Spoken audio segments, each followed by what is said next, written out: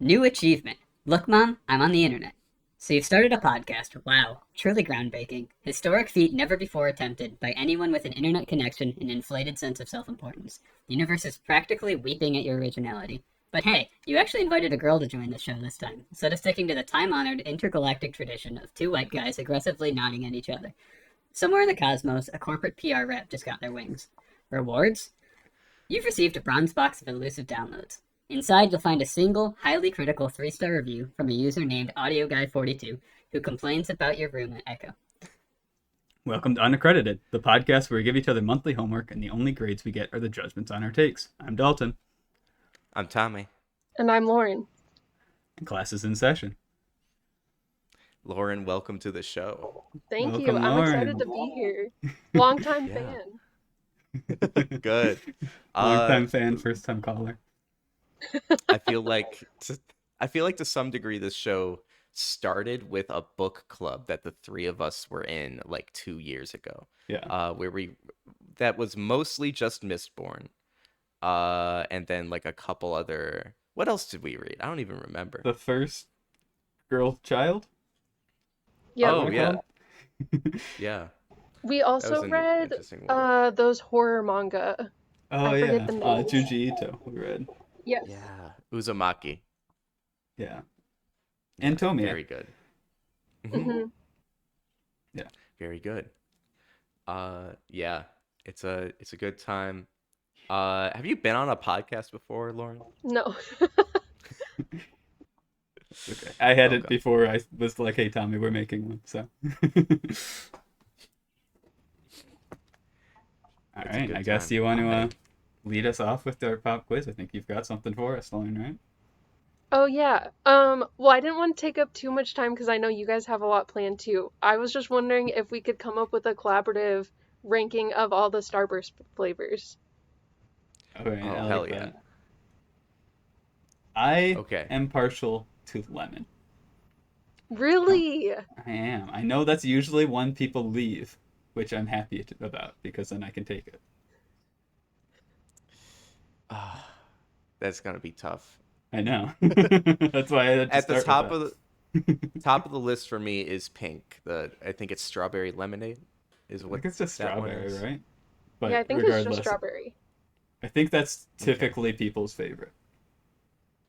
I mean, of course it is. It would be insane for someone to say something like lemon. It would be. I I think. think cherry is my favorite. Mhm. All right. So, orange at the bottom. Is that where we're going? Are there only 4? Yep. Of the main ones, yeah. And then there's. Orange at the bottom feels sinful. I am. Are we just gonna argue over this? I feel so strong in my heart that pink is at the top. I think my personal ranking would go pink, then orange, then cherry, then lemon. Yeah. I think lemon's usually people's least favorite, but that's the one I like best. I think I'm mine just- would go cherry, then orange, then strawberry, then lemon. All right. I think I'd be lemon, strawberry, cherry, orange. Wait, you like Wow. lemon, but you don't like orange. I don't dislike it. There's 4 flavors. So based on our rankings, kind of pooling answers together, we have nothing conclusive Yeah. to collectively agree on. when I it think comes to they strawberries. all average to Starburst. like the same exact thing. What like tier do you put Starburst as a candy in anyway? Like B tier. Yeah. Yeah, I might like them like B plus. I like a fruity sour candy. Yeah. They are F tier braces candy. I remember that back when I Yes. was 14. But other than that, I'm enjoying some Starburst. Yeah. Yeah. Right. Does that Okay, answer so your we all question, agree Lauren? that lemon's at the bottom. And then Dalton, I suspect that you have a long one, as you I usually do. do, a big idea. So I'll go next. Sounds Uh, good. you, you and all of Earth have just gotten forced into going into a dungeon where you have to pick your class, race, and let's say one magical item. What would set you up, you personally, the best for the best case scenario? Are we going like classic D&D sort of classes? You got it. D&D classes, think traditional D&D races. So like, if you really have a vision for like a Kuotoa version of yourself, go for it. But I'm like elf, dwarf, Yeah. you know. I feel like some sort of magic class has got to be up there. Just, I feel like the scaling of magic just becomes world breaking pretty quick. Hmm. Divination magic, maybe? Might be where I'd lean. Just be able to say, no, actually, I win. Lauren, how about you? Um, I think for race, I'd probably stick with human because I think after like, being in this body for about 3 decades, it would be weird to be something else. Yeah. Hmm. And I also think I would be a wizard because I love studying and magic. So, yeah. Yeah, good stuff.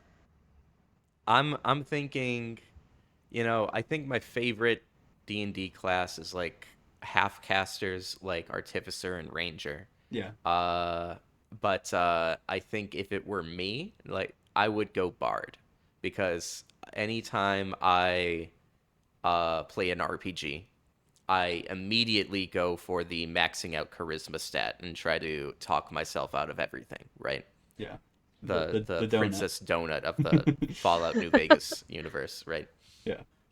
And so I also think I'm with Lauren. I see no reason to not be human. I'm happy how I am. Yeah. Uh, but I don't know. I'm also open if like I get a bonus when I'm an elf to something. I'm cool with that. Yeah, I think And the thing then that could get me to pick a different race would be like durability, because humans are pretty fragile. So it's if you could get just like an inherent durability boost, I could maybe see something. But it still have to be mhm. pretty humanoid. I don't think I could do anything too extreme of a change. But Yeah. like I think going from a human to an elf, I'd be able to figure it out. Yeah. I feel like that's the easiest leap. It's like Right. I got pointier ears and I have, a longer lifespan.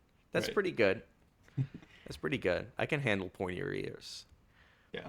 Uh, what's your magic item of choice that you're giving yourself?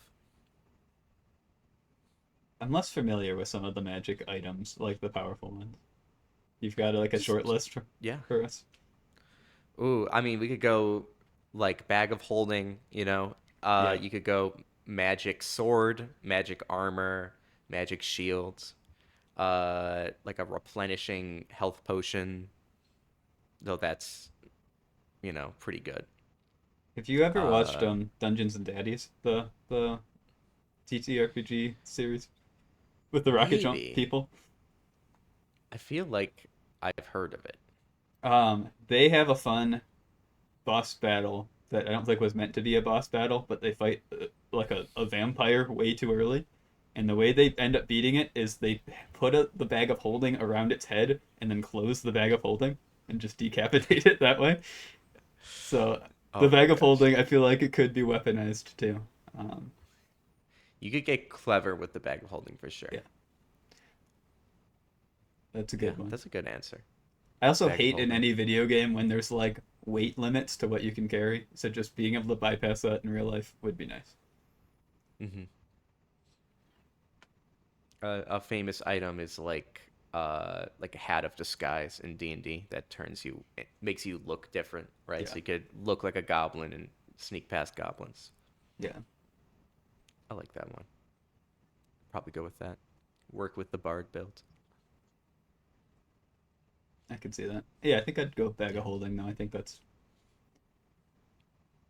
And Lauren, are we looking at like I don't know, a super powerful wand or something for your magic situation going on? Yeah, I think that would be pretty cool. Um, I don't know what all the wands do. I think there's one that casts like Ray of Frost. Um, Yeah, which that would be pretty cool. I feel like there's a lot Mhm. of uses for that in a dungeon. definitely. Freeze magic, Hmm. definitely Yeah. top tier. We love it. All right. Well, we can party up and kill giant roided out monsters uh when the apocalypse comes. There Hmm. you Sounds go. good to me. Uh and with that, Dalton, what do you have in store for us today? I do have a long one. I usually try to theme it. This time I just did one for me. So Let's do it. let me Let's share do my it. screen to you guys.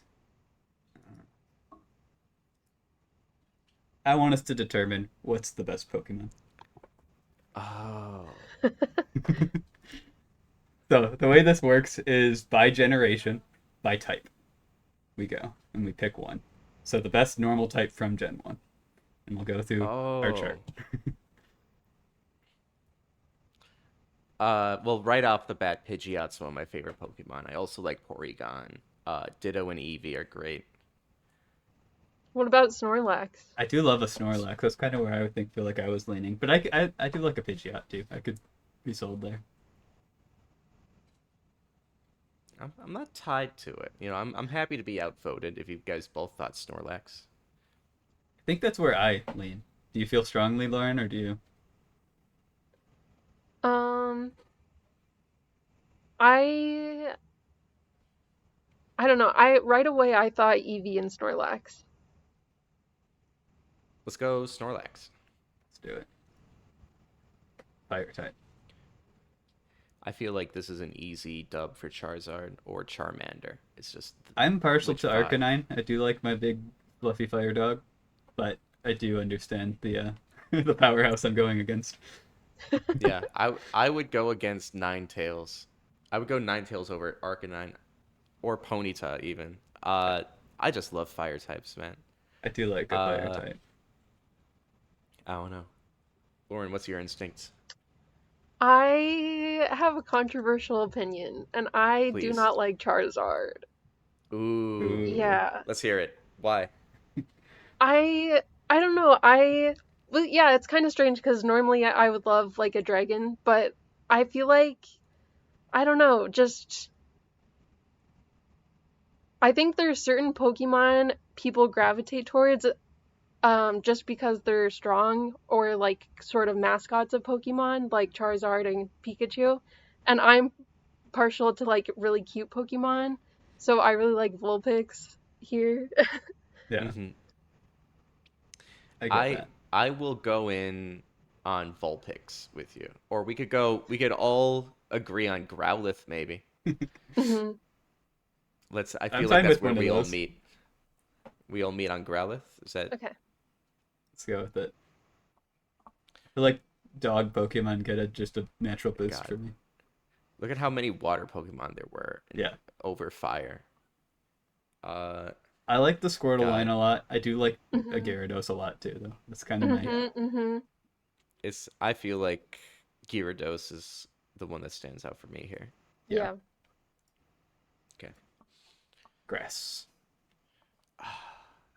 I named a bird Paris.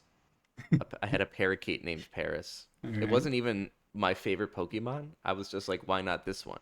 It was like the Pokemon card I had in my hand when my Yeah, parents were like, "What do you want to name your bird, Tommy?" I was like, "I don't know, Paris." Uh, I'm neutral on this. I'll let you guys take it.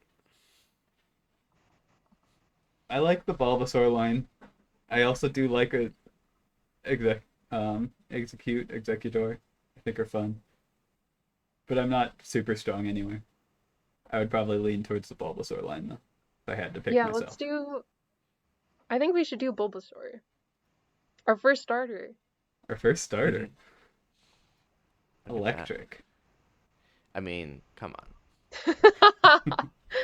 We can save ourselves a little bit of time here, can't Voltorb? we? Yeah, Voltorb. What are you locking in, Tommy? I don't know. I'll let Lauren decide. I like Raichu better than Pikachu, but I know, again, controversial take. I'm kind of with I'm you a so little cool bit. with doing that. I'm kind I'm of so with cool you. with us doing that. Let's yeah, let's do it. Ice type. I think Lapras like would be our- my favorite here, but I don't know if I think of Lapras as like an ice type as much. I think of it more Yeah, as water. that's true. Mm-hmm. Yeah, but let's go Lapras, I think. Not Jinx. No. Jig shouldn't be here. Yeah. Period. Oh, I love Fighting. a fighting type. I like Primate, I think. I like personally. Annihilate is one of my favorite Pokemon. That's in the newest gen. That's the evolution of Primate. I don't care as So much we'll about get to- Primate itself, but I do really like Annihilate. But that's later. But I could go Primate. I'm not in love with any of these. I'd maybe do Poliwrath myself. Would maybe be where I leaned. I like Poliwrath. Let's do Poliwrath. I'm cool do with it. that. Poison. Look at how many Primate poison just types. kills Brock for me. That's what it is to me. I do love in the anime that Ash gets a Primate and he like does good, and then someone's like, "Hey, I'll go train him for you," and he's like, "Sure," and we never see him again. We get him for like 2 episodes. He'll come back better, stronger, and better than ever. I didn't realize Uh, how many poison types there were in Gen 1. Yeah. Oh, there's a lot of secondary type poison. For a Mhm. lot of our grass is secondary type for the water, secondary type for the ghosts. Yeah. This is a weird one for me because I feel like Beedrill and Gengar have to be on this list. Yeah, but I they're love- kind of in I love bug and those two. ghost to me more so than they are poison. So maybe like a Nidoking or a Nidoqueen is what I'd go Yeah. towards. I do like Arbok though. I don't know. Victory Bell. I think I'd lean Nidoking here, with excluding some of like the ghosts and things. Mhm. But I could be Okay. sold otherwise. No, I think Nidoking. Cool. Ground. My favorite Pokemon is Marowak. Yeah. So this one we could, if someone else is really passionate about one of these, No, we could I'm talk happy about with it. that. But like, that's my boy, Let's do it. Keanu Reeves. The only Pokemon with a integrated backstory. hmm It's like, all right, sure, he's got a whole I don't know if the revenge only, arc. but yeah. John Wick over here. Flying Flying. types. Maybe I feel here's like- where I feel like I Pikachu. kind of disqualify like a Gyarados, a Charizard. They're not flying types to me. yeah. I think we could do Pidgeot here. Yeah. I Let's like do an it. Aerodactyl, I like a Dragonite, but I feel like they fit in different categories better. I do like a Yeah. Scyther too, though. Yeah. You want to lock I in like Pidgeot. Pidgeot? Yeah. Oh, I love Psychic. psychic types. Mewtwo or Mew, but I like all of these guys Yeah. besides Jink, sincerely. Alakazam's kind of my boy, but it is Mewtwo and Mew as well. I think Mr. we should Mime? do Mew. Let's do Mew. Bug? Is this where we're going, Beedrill? I think I I lean vote Beedrill. Scyther, but I don't. It's not strong enough to override a strong opinion, unless Lauren is. No, I'm good with Beedrill. I don't need Beedrill, but Yeah. just I feel like we should keep. We have a lot of ones, Yeah. so Yeah. some of these will get. I am happy overrid taking later. time in first gen because I know for certain all three of us have played that. Yeah. But yeah, some of these is going to be a lot more rapid fire. Yeah, it's gonna be just on vibe check, instant vibe check. God, do I Um, love Onyx. I know. Onyx is so, like. I just like some of the fossil iconic- guys too, but Me too. Yeah, I Onyx really is like pretty Onyx Star. iconic. Mhm. This has got to be I think this Gengar, right? goes to Gengar. Yep, yep, Yeah. yep. Though, hot take, I do really like Haunter's design, especially Gen 1 sprite. Yes. It's got the better Gen 1 sprite. Dragonite. Dragonite, though, a lot of people like Dragonair more. But I think I like Dragon. I like that he's kind of doofy. I personally always liked Dratini the most, but I'm neutral across all three of these. Like I'm not I like passionate. Dratini the most too. And I think they have better shinies than Dragonite. Yeah, the green isn't Yeah. great. The Yeah. pink is better. Dragonite's Do we one have of a- our boy Anthony's favorite Pokemon. Oh. There's no actual dark types Oh. in Gen 1. So No, absolutely we're picking Missing No though. Steel type That's also so didn't good. exist yet. So we can pick Magnemite, Uh, but it also or Magneton, but also I we do can like Magneton. Magneton, our first wild idea for a Pokemon. Mhm. Just three of them stuck together. Fairy also didn't exist at this time, so these are retroactive. But Jigglypuff. Yep. Oh, and then there's Starter. Interesting. Okay. Squirtle. I'm kind of a Eevee and Squirtle. Pikachu. I was a Charmander originally, but I'm a Squirtle boy now. I'm happy with that. I've I got actually finished my Gen jacket 1 with here. all three. I've got my Squirtle squad. patch. Hell yes. Eevee All and right. Pikachu just aren't starters to me. No, they're not. Yeah, the first Pokemon I really got into was Pokemon Yellow. Yeah, Even Pikachu then, I more didn't than that consider Pikachu. than Eevee, but yeah, I still Yeah, I know there's Let's Go Eevee, but no, yeah. no, not to me. Gimmick form. I feel like these don't really count because they didn't exist in this gen. Oh, what is going on here? These are megas generally, Okay, or Gigantamaxes. Mega Charizard X obviously is very good. It is very good. Actually, I've got. I'll do that. You keep talking. Mega Starmie obviously is incredible. I love Mega Star. Oh, I really like Mega Victory Bell too. Oh, was fun. wow. Mm-hmm. I haven't seen some of these. I do like Mega Victory Bell too, of the new ones too. I love the shiny for Mega Gengar. Yes. I like Mega Kangaskhan just because it lets the kid fight.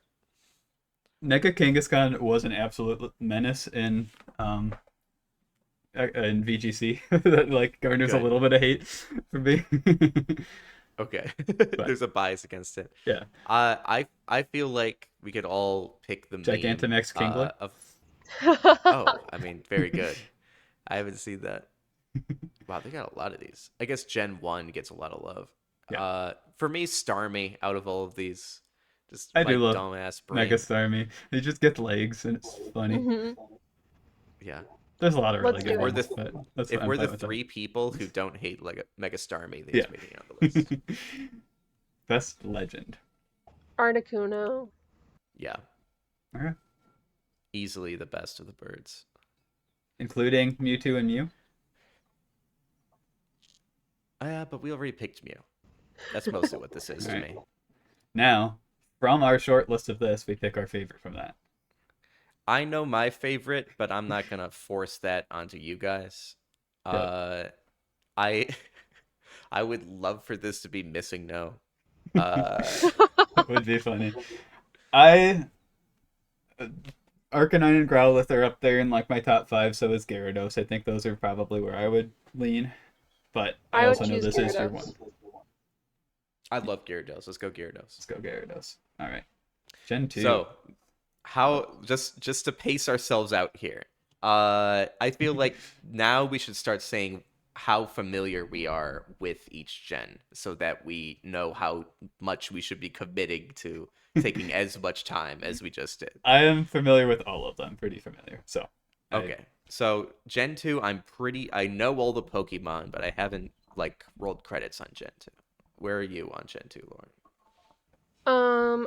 I had Soul Silver growing up, so Okay. I know Gen 2 pretty well. Okay.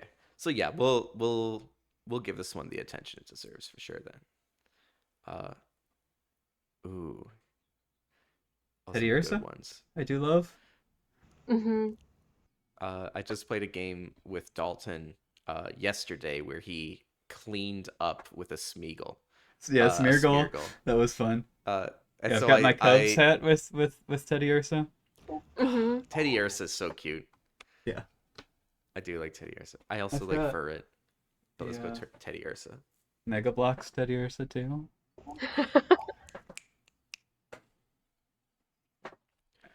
They Moving cook on. so hard with Teddy Ursa.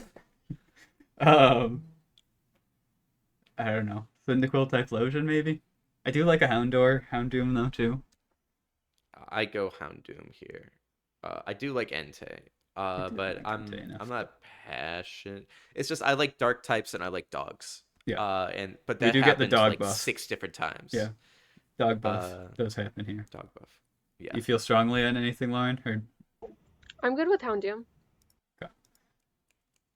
Thrilled. I really love Totodile. Me I think of too. My I'm favorite cool. Pokemon is Mantike. I don't Mantike. think it's... Yeah, that'd be Gen 4 for Mantike. Oh, okay, yeah. That's one of Lindsay's favorites too. Who's the guy with like the purple coming out here, second row, fourth in? Him? What's his name Whooper. again? Whooper? Whooper is one of my favorites. Whooper and I forgot Quagsire he I do love. existed up until this moment. But I did. My go-to starter here is Totodile, so Yeah. let's go Totodile. Yeah. Eh. Bailey? Wait, can we do Velocum? Blossom? I'm fine with that. Is Blossom Gen 2? Yeah. It's the alternate evolution. You give Oddish Gloom in Gen 1, but Blossom came Gen 2. That's insane. That never clicked with me my entire life. Okay. The more you know. I like Lantern. I do like an Ampharos. I like a Elekid. I'm neutral here. Yeah, I'm pretty neutral. I think I really like Mareep. So that wasn't one of the ones you said, Dalton, but Let's go. Yeah. Good book. Swino? sure. It's just kind of a little Roomba. Yeah. This dude. Heracross for me. I like Heracross here. It's neutral, but I like this bug. Spinarak? Or Ariados? Ariados. It's just like, of course we gotta have a spider here, and they nailed the design for me. I'm fine with that. I think I would go Crobat, but I'm fine with that. So, bug types? No, there's more bug types. Ground? I really like Vampy, but I do like Wolverine things too, so I could be swayed. But I think Vampy is my choice. Vampy's good. I like Vampy. Let's do it. Flying.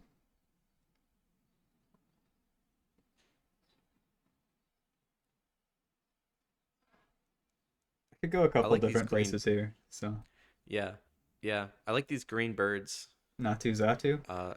Yeah, and the dragonfly. I think those are the ones that stand out Yanma. for me. Mm-hmm. I like Gligar. I Mhm. wish Ladian was better than it is. I like a Skarmory. Oh, I like Skarmory. Forgot about it. I think it's Skarmory for me. I'm Okay, fine with that. let's do it. Psychic. Which unknown? Ooh. Let's get unknown Q. This isn't even all of them. Right? JJK, LMNOP, QRST, UV, WXYZ. Oh, I guess it was because they didn't add the exclamation point and the question mark till later. So I guess this is all for Gen 2. Are we I gonna like pick an a different- Espeon. I like Yes. a Wobbuffet. I like a Girafarig. Oh, these are some good psychics. Are we going to pick? I like Celebi a lot. I do like Like of Celebi. all the like little guy legendaries, I think Yeah, the Celebi's pixies. up there. Yeah, let's do Celebi. Yeah. Yeah. Bug? I think it's Scissor for me, but Yeah, I'm with you on Caesar. Mhm. I do like Shuckle though. Mhm. Shuckle's funny. We could do Shuckle for Rock type, but I do like Let's do Tyranitar a it. lot. We're gonna get to Tyranitar with Dragon, right? Dark, but Oh. Do we have other dark types in this gen? Really? Oh, Murkrow's so good though. I'm a Honchkrow Yeah. over a Murkrow, but I do get. Let's go Murkrow for dark. and Tyranitar for Brock. Our one option. Yeah. Our one option. All right. Those are good Easy, though. easy. Yeah, they're not bad options. We had a lot of options for flying if we want to put Skarmory here. Like go back Here, to what we can flying. do? You know Oh. what I mean? Shuckle, Tyranitar, Murkrow. There we go. Boom. Boom. Oh, Togepi. Togepi? Yes. I like a Granbull too. Yeah. Yeah, but Togepi. Starter, I think we've already said Totodile, right? Yeah. Do Yeah. we want a different water type if we want to go back? That's fine. Yeah. Gimmick form. So a lot of these are pretty new. These are new with ZA. This is new with ZA. I'm not really about any of these. I like guess the Heracross, if any. Heracross Yeah, I is think fun. You become like the Is that what Hercules you were gonna beetle. say, Lauren? Lauren, were you gonna say Heracross? Yeah, or Ampharos. I like both of them. I do like that he Oh, is gets Ampharos the flowing one with the locks hair? and becomes dragon. Mm-hmm. Oh, let's do it. Let's do Ampharos. Legend? Suicune. Hell yeah. Good with that. Now, overall favorite. Oh.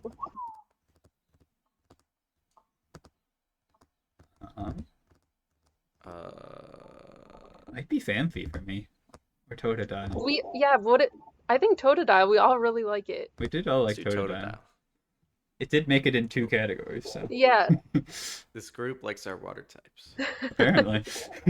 I'm really about Gen 3, so. Alright. Normal type. I really like Slacking.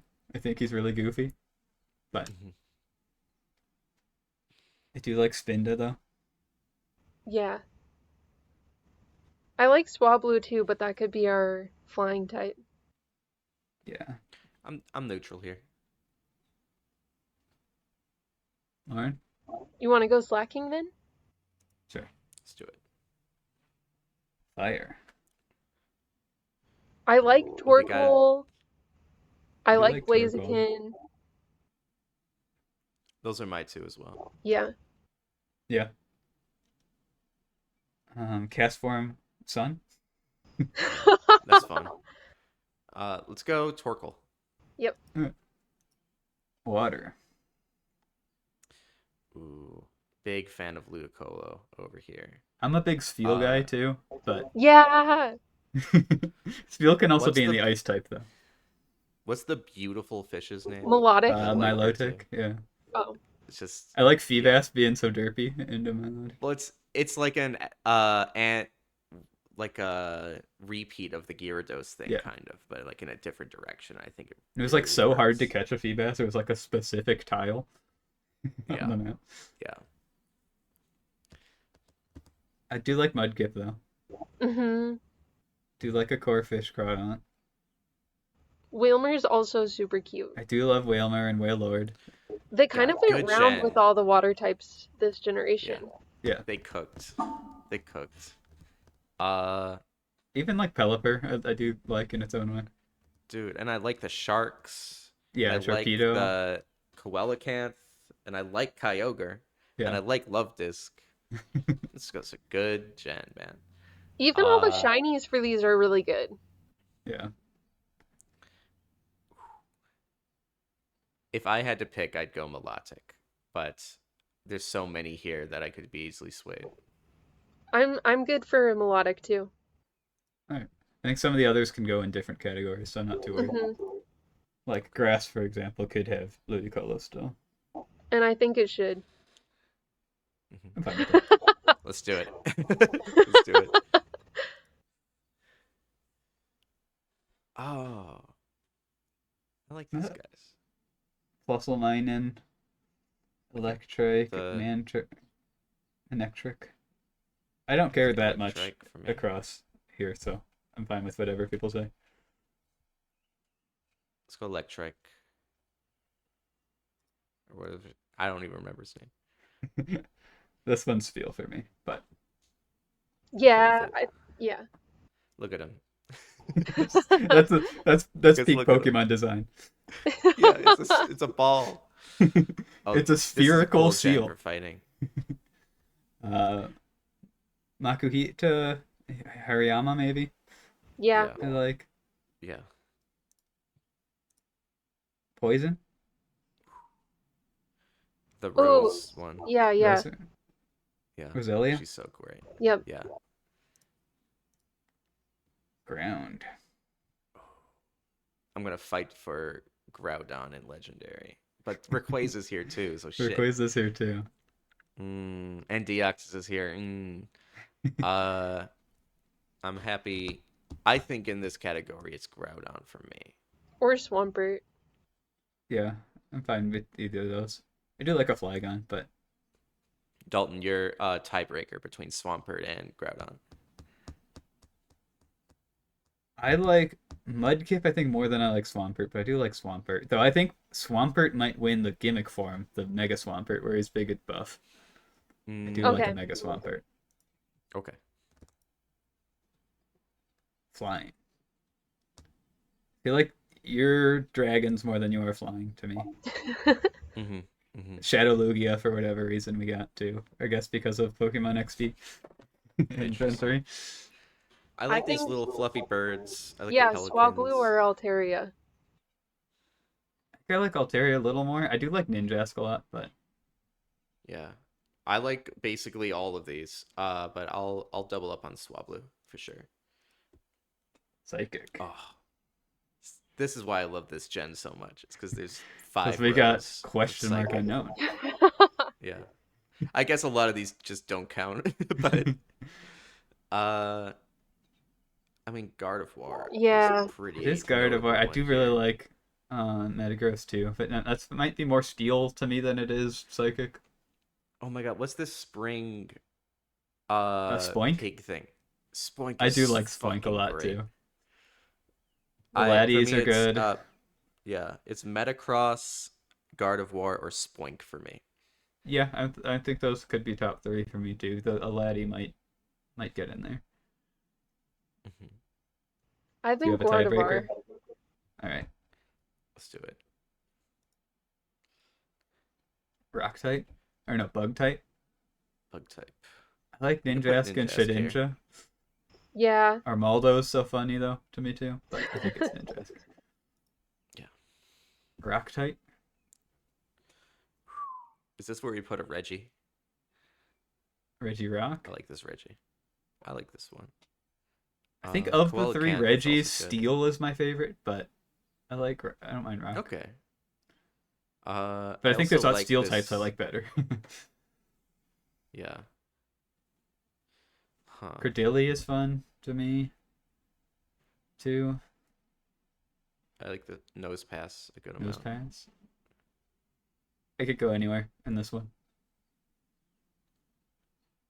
Lauren, you got any strong feelings? I really like Armaldo. Go with I'm that. cool with that. Ghost. Good gen for ghosts. Oh, I think we should do Shedinja. I'm How cool about with that? that. Oh, or Sableye. Oh, sorry.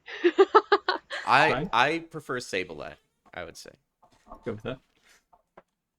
Dragon. I don't go the pseudo here personally.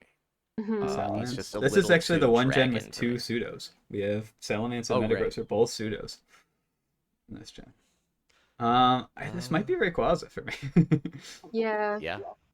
Yeah, let's do it. Also incredible shiny. Yes. Absol for me here. I think it might be Sharpedo, but that's also more water type, so I'm fine with that. I also like Mightyena. I also like Shiftry. I'm just a dark type guy. Yeah, I do like dark types a lot.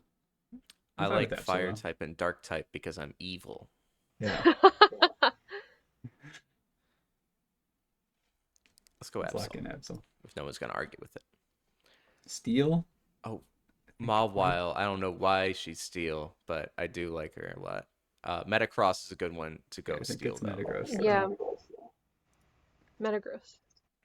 Not gross. We could put Mawile here if we wanted. We do have Yeah, Guardy. sure. Yeah. I mean, there were other psychics we liked, right? I'll put Spoink. Uh, Do you like let's Spoink? do it. Let's do it. Starter. I know Tommy's. Hmm.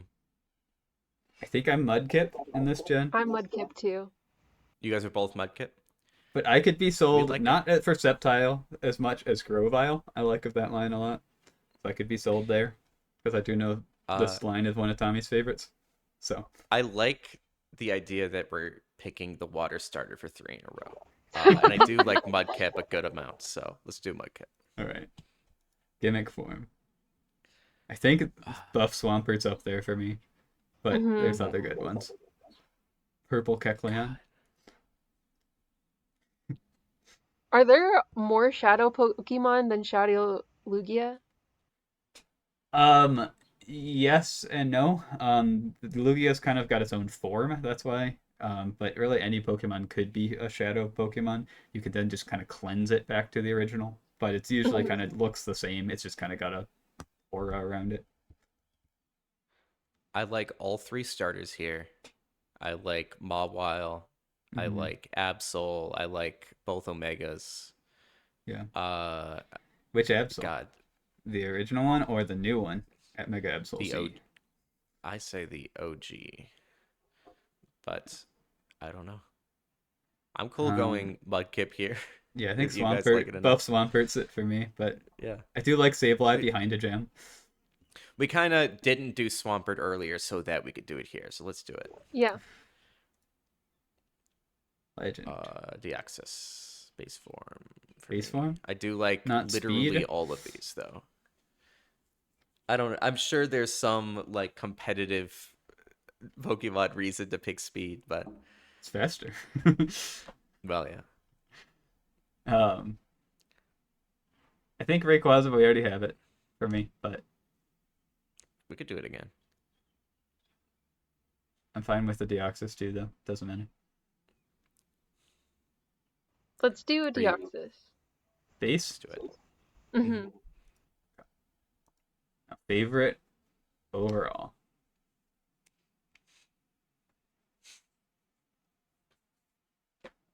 This might be Spheal for me, but Rayquaza's definitely good, and like the two opposite ends of the spectrum.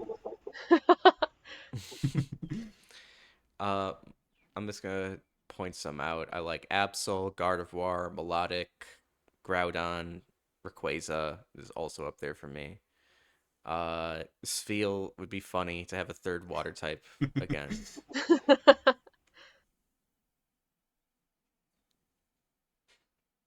Torkoal, Ludicolo.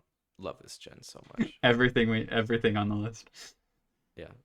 I'll defer to Lauren Lauren, do you have on a, this a one. strong I'm opinion good to with lean us? Spiel. Let's do Alright. it. Gen 4. Gen 4. I played through Gen 4, but I'm not too familiar overall. Gen 4 is probably the one I played most. Gen 3, I played a lot, but I didn't understand it as much, where Gen 4 it was when I like really kind of understood the mechanics and things a little bit more. So Mhm. that's why I think that one got the most hours for me. Is Arceus gonna win Legend? I don't know. There's some good legends in Gen 4. I do like Bidoof. I would go Arceus for Legend, but Bidoof is fun here. Bidoof, Yeah, I like a Bidoof. Munchlax. Munchlax is also really good. Fire Uh, might be Infernape for me. Yeah. cool. Water. I know Mantyke's been brought up before. I like Mantyke. I like a Gastrodon. I like a Mhm. Piplup. Yeah, I'm letting you guys take the lead on this gen. Those all sound good to me. Yeah, I like all of those too, but Mantyke is my favorite. Cool. I think this might be Turtwig for me. Not Shaman? I do like Shaman. I'm fine with that. That was a strong that was a strong opinion. Let's do it. Sky or base? I kind of figured I base, like but base. electric. Luxray's really cool looking, but I wish he was better. Yeah. I do like some of the Rotom forms. They're goofy. I do Yes. like Isn't Electivire. Pachirisu like the Pokemon to surprise people in competitive? In a way? It won a world once. It's not necessarily good. It's just kin support. It's got like a nuzzle to paralyze things and like a follow me to draw attention. So it was just kind of used as a support one. It's not necessarily good in a vacuum though. I like Rotom here, but that's also a ghost. Yeah, but it never seems like a ghost type to me. It really feels Yeah, electric.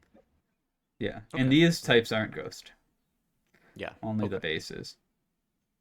I think washing machine is my favorite Rotom though. They're all so fun. I'm cool going base Rotom here. hmm You like base more than any of the Yeah, forms. I think base. Ice type. I love Frostlass. I do like Frostlass. I Let's like do it. Mega Frostlass a lot. hmm I Should do we like an save that endless for wine gimmicks though. then? Okay. I do like Glaceon, but So the mammoth works for me. I like the mammoth. alright. Fighting. Some Lucario? iconic ones here. Lucario's good. I do like a Croagunk, Toxicrow. hmm But it's probably Lucario. It is a, a good design. Anyone feel strongly? Let's go Ludicolo, like you said. Yeah. Drag him over. Um, Drapion, I think, for me. I like Drapion, but I think I Cool with like him that. more than the average. So, I like Rosales too. where's that? Roserade here? Or yeah. Mhm. Tommy, tiebreaker between the two? Let's go the Rose. Roserade. Ground types. I do like this starter. I do like the starter. I do like the Garchomp line, though that's more dragon to me than ground. I do hmm really like Hippopotas and Hippowdon though too. hmm I do like a Gliscor. This is a lot of good ground types. I like Gastrodon a lot. hmm Really everything but the Wormadam pizza form.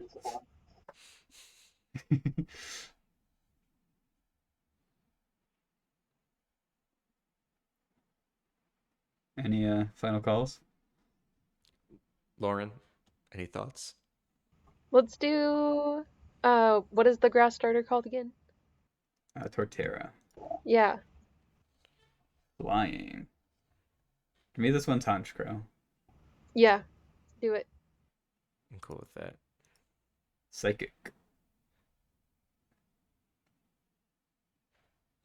Solid psychics here. I like the legendary. Cresselia? Like that guy, yeah. I'm fine with that. But I'm cool with any. Bug. Ooh. I like the cricket with the insane yell. I also Cricketry. like the bee, the queen bee is That's the pretty Quinn. great for me. Yanmega's fun too. hmm hmm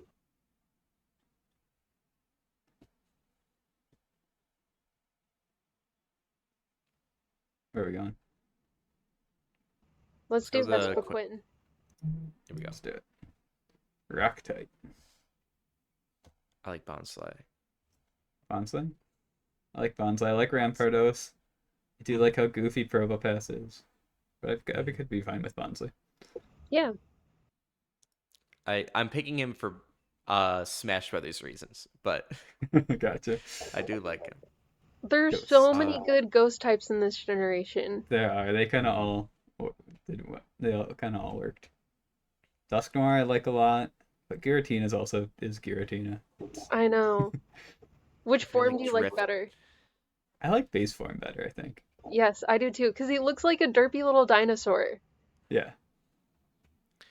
I gotta shout out Driftloom, just Yeah. the most controversial Pokemon for existing, Why? uh, because he steals children.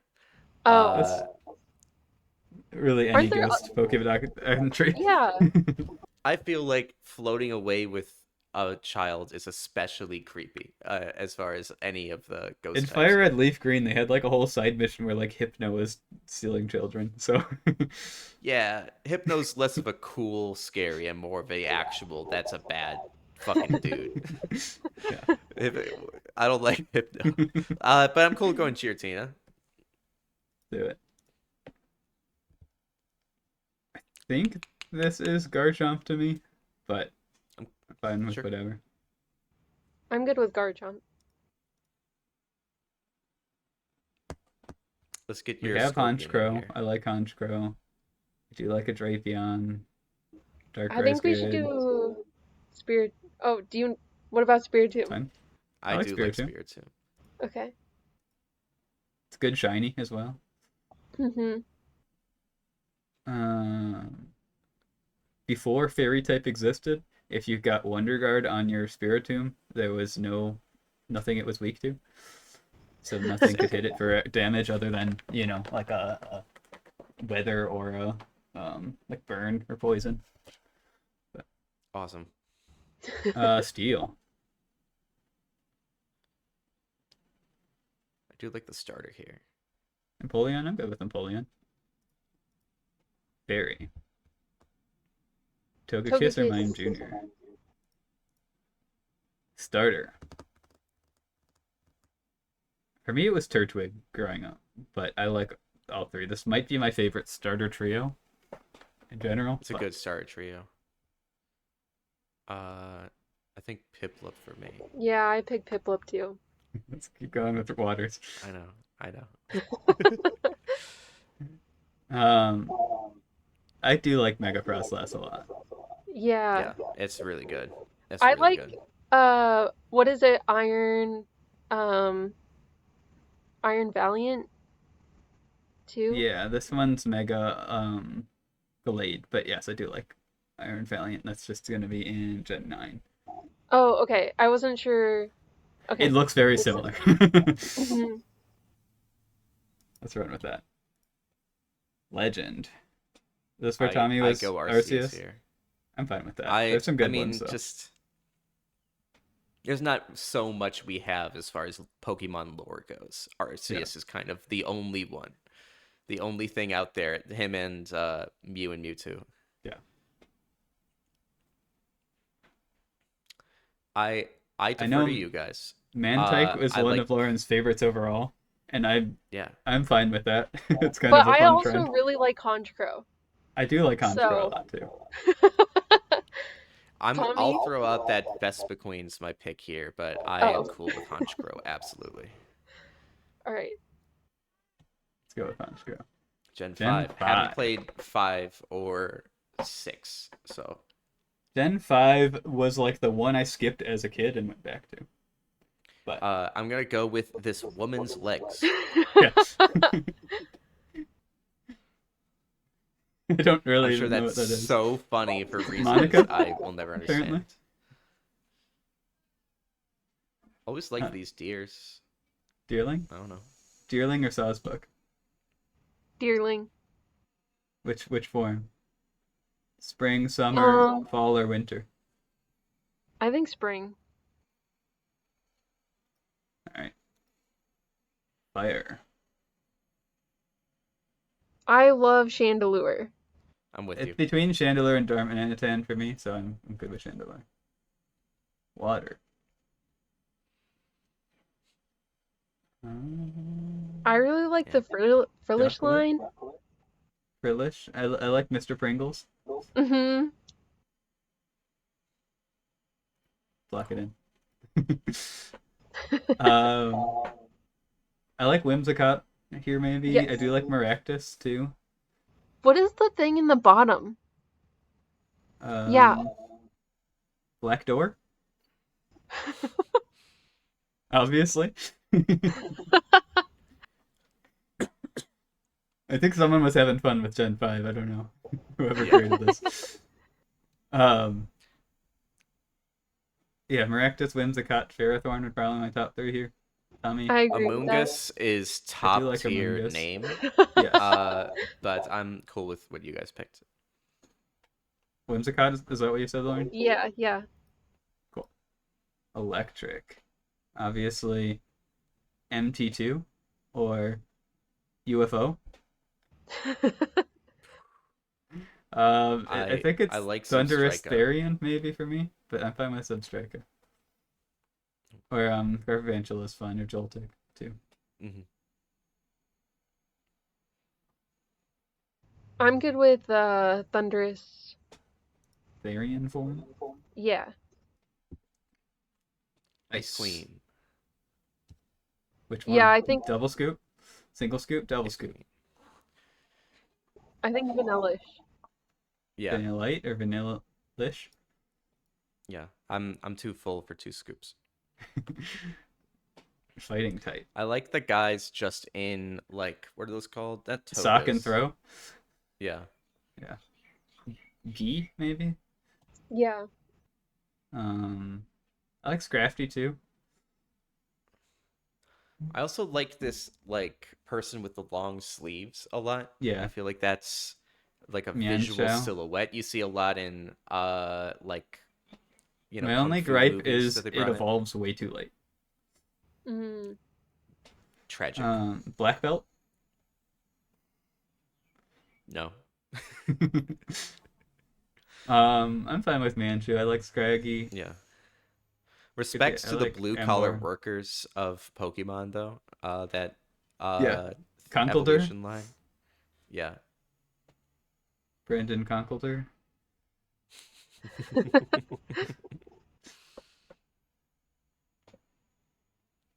Where are we going? Neutral. You choose, Dalton. It's your call. Okay. Good pick. Um, All good Scolipede? for me. Yep. Crocodile is my boy. Do Yeah. it.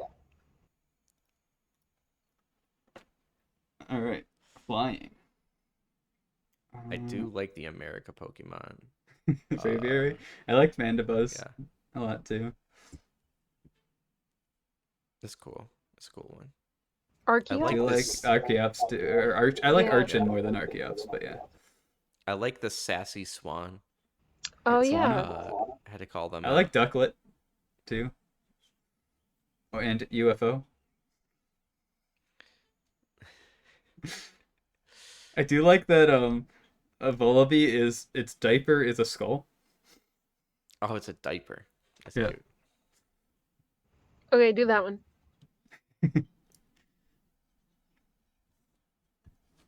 For me, this is kind of a weak gen for psychic types, and I really like psychic types, but I think it's the Reuniclus line if I pick. Oh, Had to pick. I really like Gothita. That's fine. I'm with you. Gotharita or Gothatel or Gothita? Gothorita. Middle? I'm good with that. Bug. No. Yeah, bug. I'll go with Durant's the fun. spider. Galvantula I'm fine with. Yeah. Rock. Do you like a Crustle? That it may be an Archon for me. Okay. Yeah, go Archon this time. Ghost. Oh, they're water Ooh. What ghosts? is That's this? cool. Majin? We already have Mr. Pringles. I like Cophagrigus. I do like Yeah. Cophagrigus. Dragon. Oh, cool dragons. I like a Hydreigon. I like maybe Haxorus more than Hydreigon, but I like them both. I go Haxorus here. Another really good shiny. Yeah. Dark type. Solid dark types this gen. Yeah. Uh, We already went Crocodile, but that would be my choice otherwise. We could do All of- Zorua. Or what's the Zoroark or evolution? Yeah. Zoroark. I'm good with that. Or Majin. I like Hydreigon too. I do like Hydreigon. No. Cool. Steel. Is that a Mecha Godzilla? I don't know what they're doing. We have That's MT and funny. MT2. I like Bisharp a good amount. I like King Gambit more than I like Bisharp, but I do like Bisharp. I don't know. Is King Gambit a Mega? It's That Gen comes later. 9 evolution. Oh, cool. Cool. Yeah, we could get to that.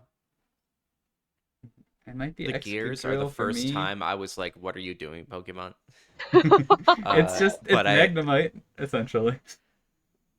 Yeah, Magnemite has eyes at least. Yeah, they do too. They're This just is small. gears. Okay. I don't care. My Bisharp. I'm cool with that. I guess. Whimsicott. Mhm. I think it's Tepig for me, but I think I picked Oshawott the first time I played. Yeah, I like Tepig or Oshawott. I'm going Oshawott for meme reasons. Yeah. Oh, wow. I like Mega Electros. Well, honestly, all the Megas are pretty good. Yeah. Gigantamax, Garbodor, where you have like the full Titanic in it. I do like that one a lot. I'm with you on like the Lamprey Pokemon. Yeah. Becomes like yeah, a wind kite, Chandelier. kind of. Yeah. Yeah, Mega Something like that. Chandelure I like too. Yeah. Oh, Which we like better? Which?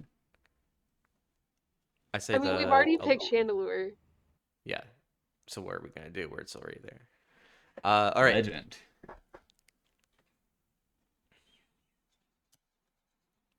I don't feel super strongly about any of the legends in this gen. I don't No. either. Let's go Genesect, Okay. Sure. just because they did something with it, I guess. uh, Chandelure for me, I think. Here. Chandelure. For me, it's Crocodile, but I'm fine with Chandelure. I think is our together pick. Okay.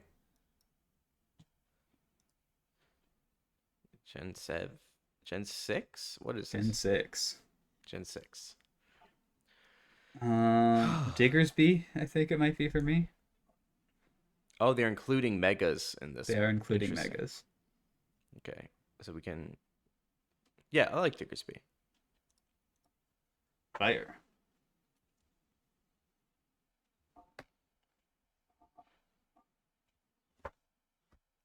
I do like I like the Delphox line. Firebird. I do like Tail and Flame. It might be it for me.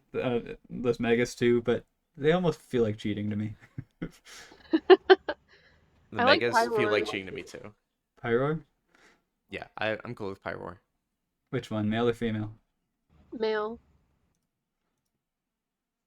Water. I mean, the Ninja Frog is iconic. Yeah.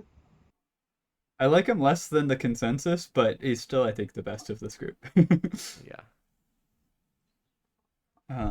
Spooky Tree is pretty good. For me. Trevenant, I Yes. think, is for me. Yes. Yeah. That was my main in Unite for a long time.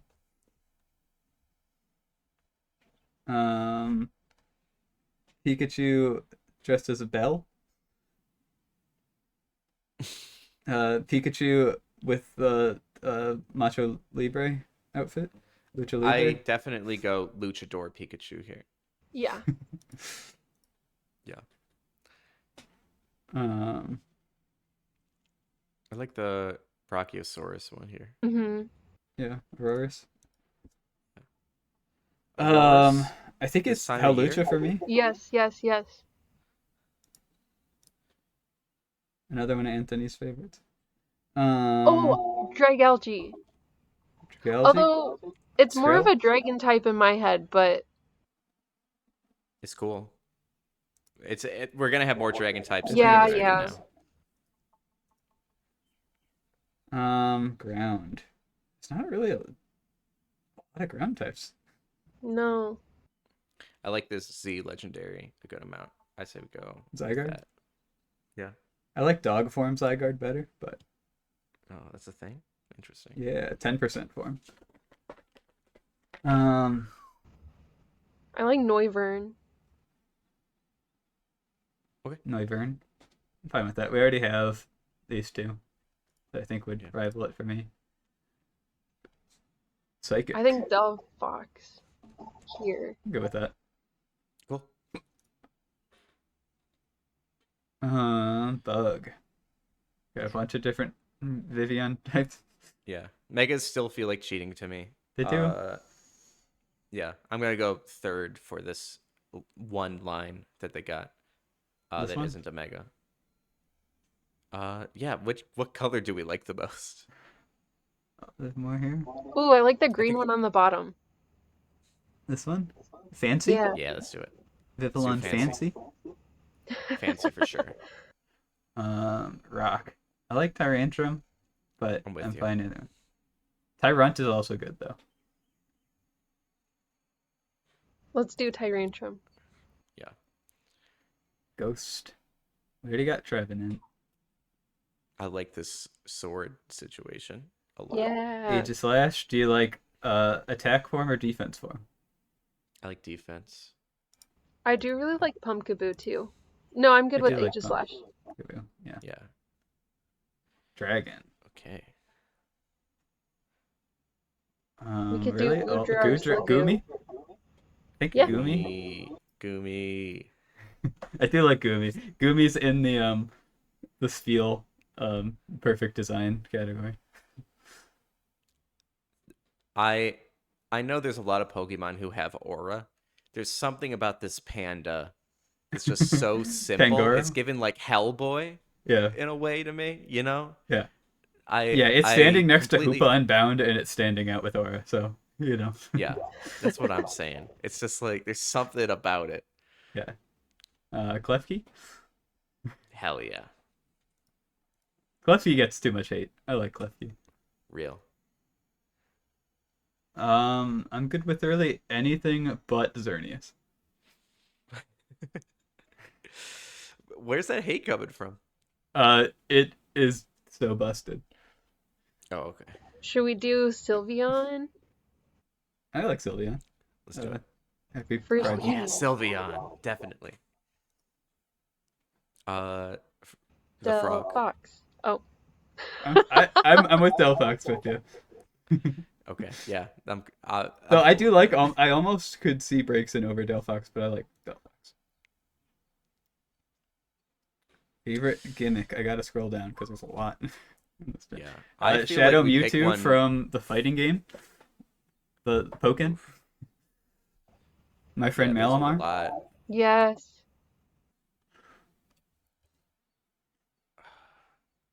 We didn't really call out how cool Alakazam's is. Alakazam's is cool. Also, Mm-hmm. there's a lot here. I do like the Mega for Delphox was really cool to me too. Yeah. Let's do it. That one's also this gen, which gives it points for me. Well, it didn't come out this gen. But Delphox came out this gen. The Mega came out in CA. But Oh, whatever. that's legend. The Mewtwo forms, the special forms don't feel like they count to me. I like DNC or Hoopa. Mega DNC or base DNC? I like both of them. Okay, like Mega maybe a little bit more. Okay. Let's do it. Favorite overall? I like this panda, but I'm hearing a lot of love for I think it's Howlucha or Goomy for me, maybe. Or Sylveon. I feel like Sylveon is just such a symbol now. I do like Sylveon. I would go with you on a Sylveon. I'll go with that. Alola? Okay. I feel like this was a fever dream I had once. I don't I like Alola a lot.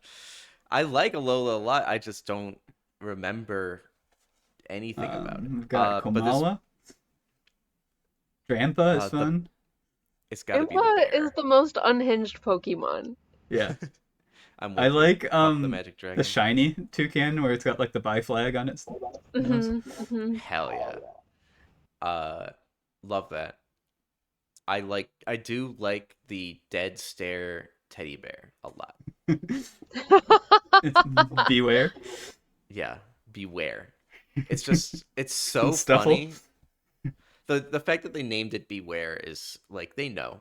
Yeah, They know that this is like I'm a fine with that. I meme don't feel just super strong inherently. about one, so I'm fine with beware. Yeah. Yeah. Yeah.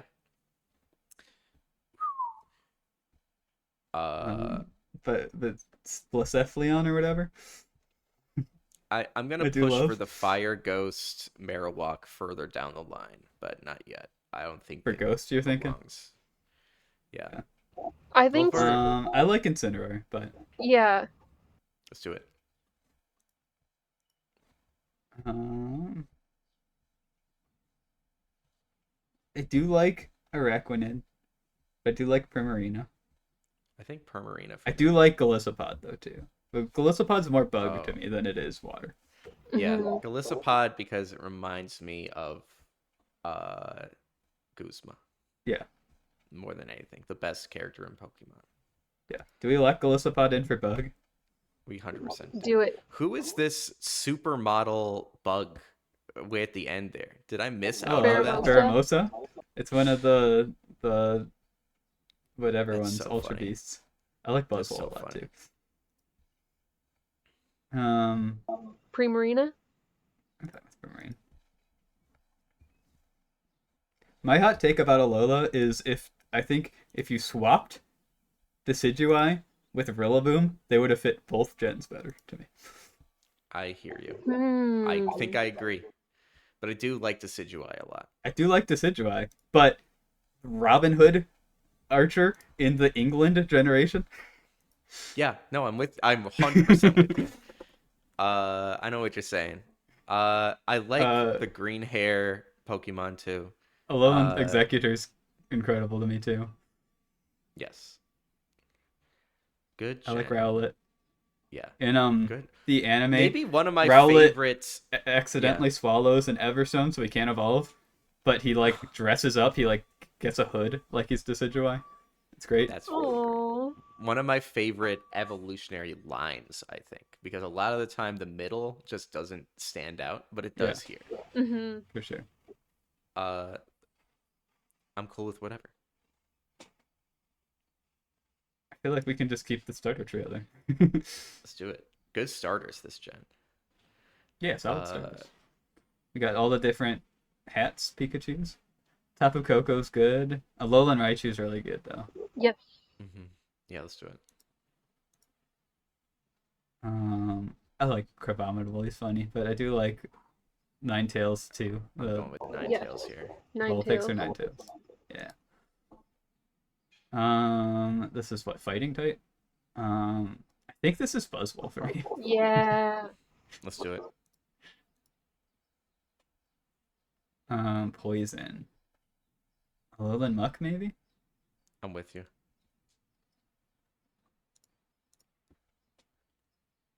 Here's the dog form. I do like Diglett with hair though. Yeah. Dark Trio I with was just hair. gonna say, Diglett with hair is iconic. Flying. Ooh, not the best gen for flying, which is surprising. Toucannon maybe for me. Yeah. Yeah. Psychic. Ooh, I like Lunala a lot. let's do it. I'm good with that.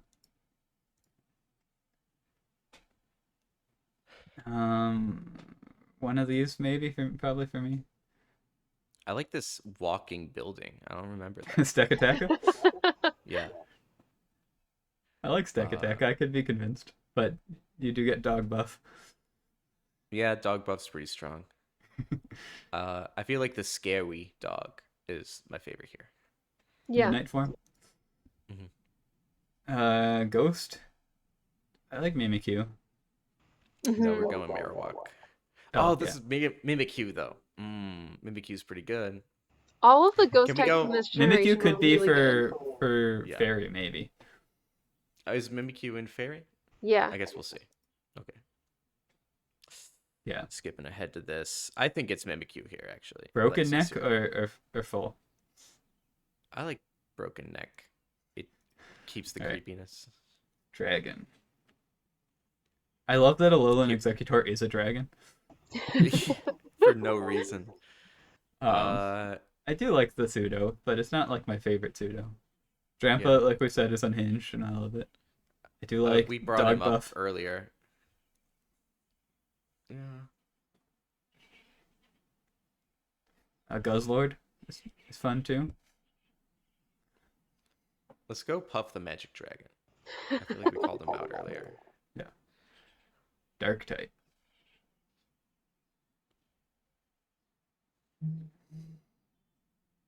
I don't have a single thought. I don't want to give it to Raticate, so we could. I don't know. Incineroar? Guzzlord? Guzzlord. All right. Steel?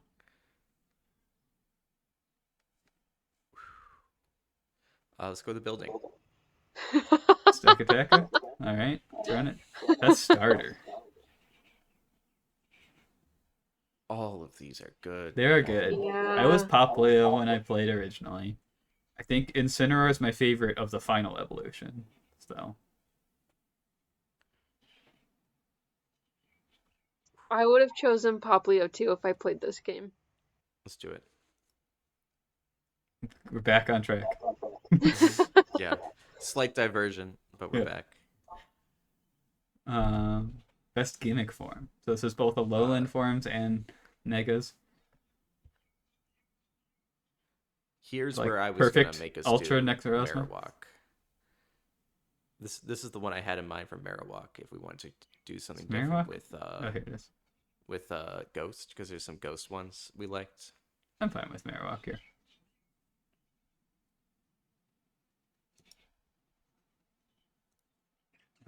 Best legend. No, that's the wrong one. Best legend.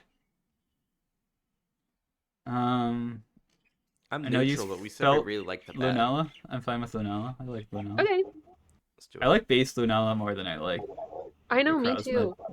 Me Dawn too. Wings.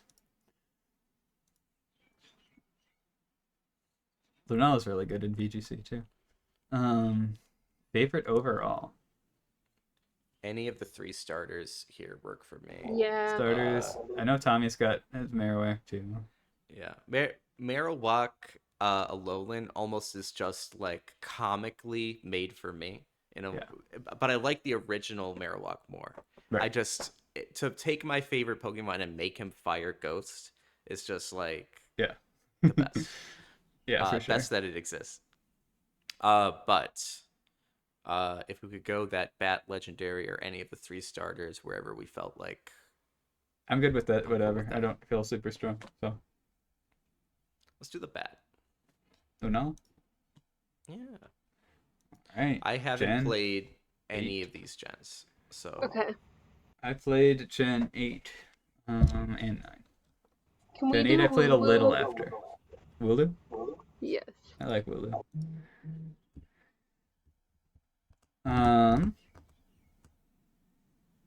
Oh, we've got the Legends Arceus Pokemon too, looks like. Hmm. I like Cindiscorch, but I think it's more of a bug to me than it is fire. Yeah, I don't mind Scorbunny. I do too. Let's go Scorbunny. Cramorant with Pikachu. Yes. I really like Dracovish too, though. Okay, I'm good with either. It's eating Pikachu? Yes. Yeah, he's That's the got one we either go a Aeroscudo or he's got a Pikachu. Definitely It's the this Pikachu guy. one. That's too funny. I do love the apple pie, Yes. Appleton. I think it's the I like Grookey too, though. yeah, I think it's Grookey or the Flapple line. Tommy, do you like Grookey or Appleton better? Definitely Appleton.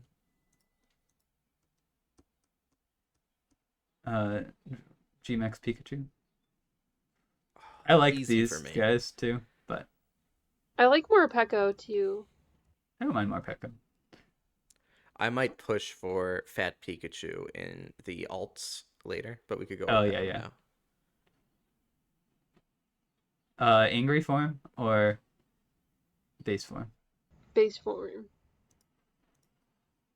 Ice type. Snom? Or I do Yes. like Galarian Darmanitan a lot too, though. I love Snow. I like Snom. Fighting. I like Galarian. Farfetch and Surfetch a lot. I do like Phalanx. Yeah, I think either of those two. Tommy? I like Phalanx. I do like Grapple Act too, though. Poison. I like the Galarian Slowbro. Yeah. Slowbro. Mm-hmm. Go with that. It's got like an arm cannon. Mm-hmm. Ursaluna maybe for me, but Or Runarigus. I don't mind Runarigus. Tommy, between these two. Runarigus looks a little more interesting. Cool. I think this is Corviknight for me. Mm-hmm. Mm-hmm. Mm-hmm. All right. What's the Psychic? I really like Mr. Rhyme or Hatterena. Mr. Rhyme is funny. I don't mind It's having gotta him. be. I don't know. Mr. Rhyme is Charlie Chaplin. That's pretty cool. All right. I think this is Sendiscorch for me. Though I do like Cleavor too. We already have Snom.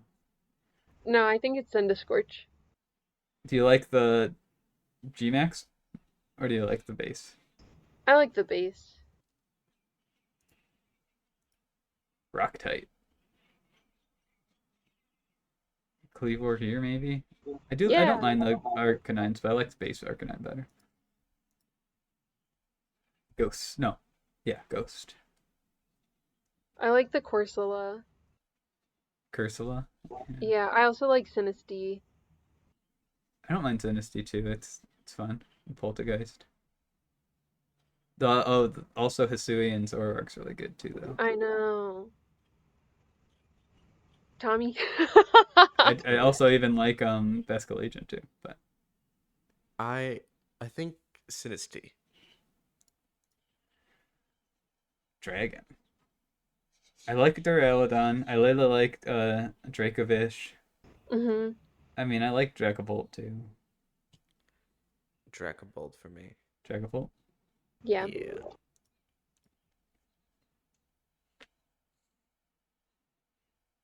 I like Dark these type. punk rockers. Obstagoon.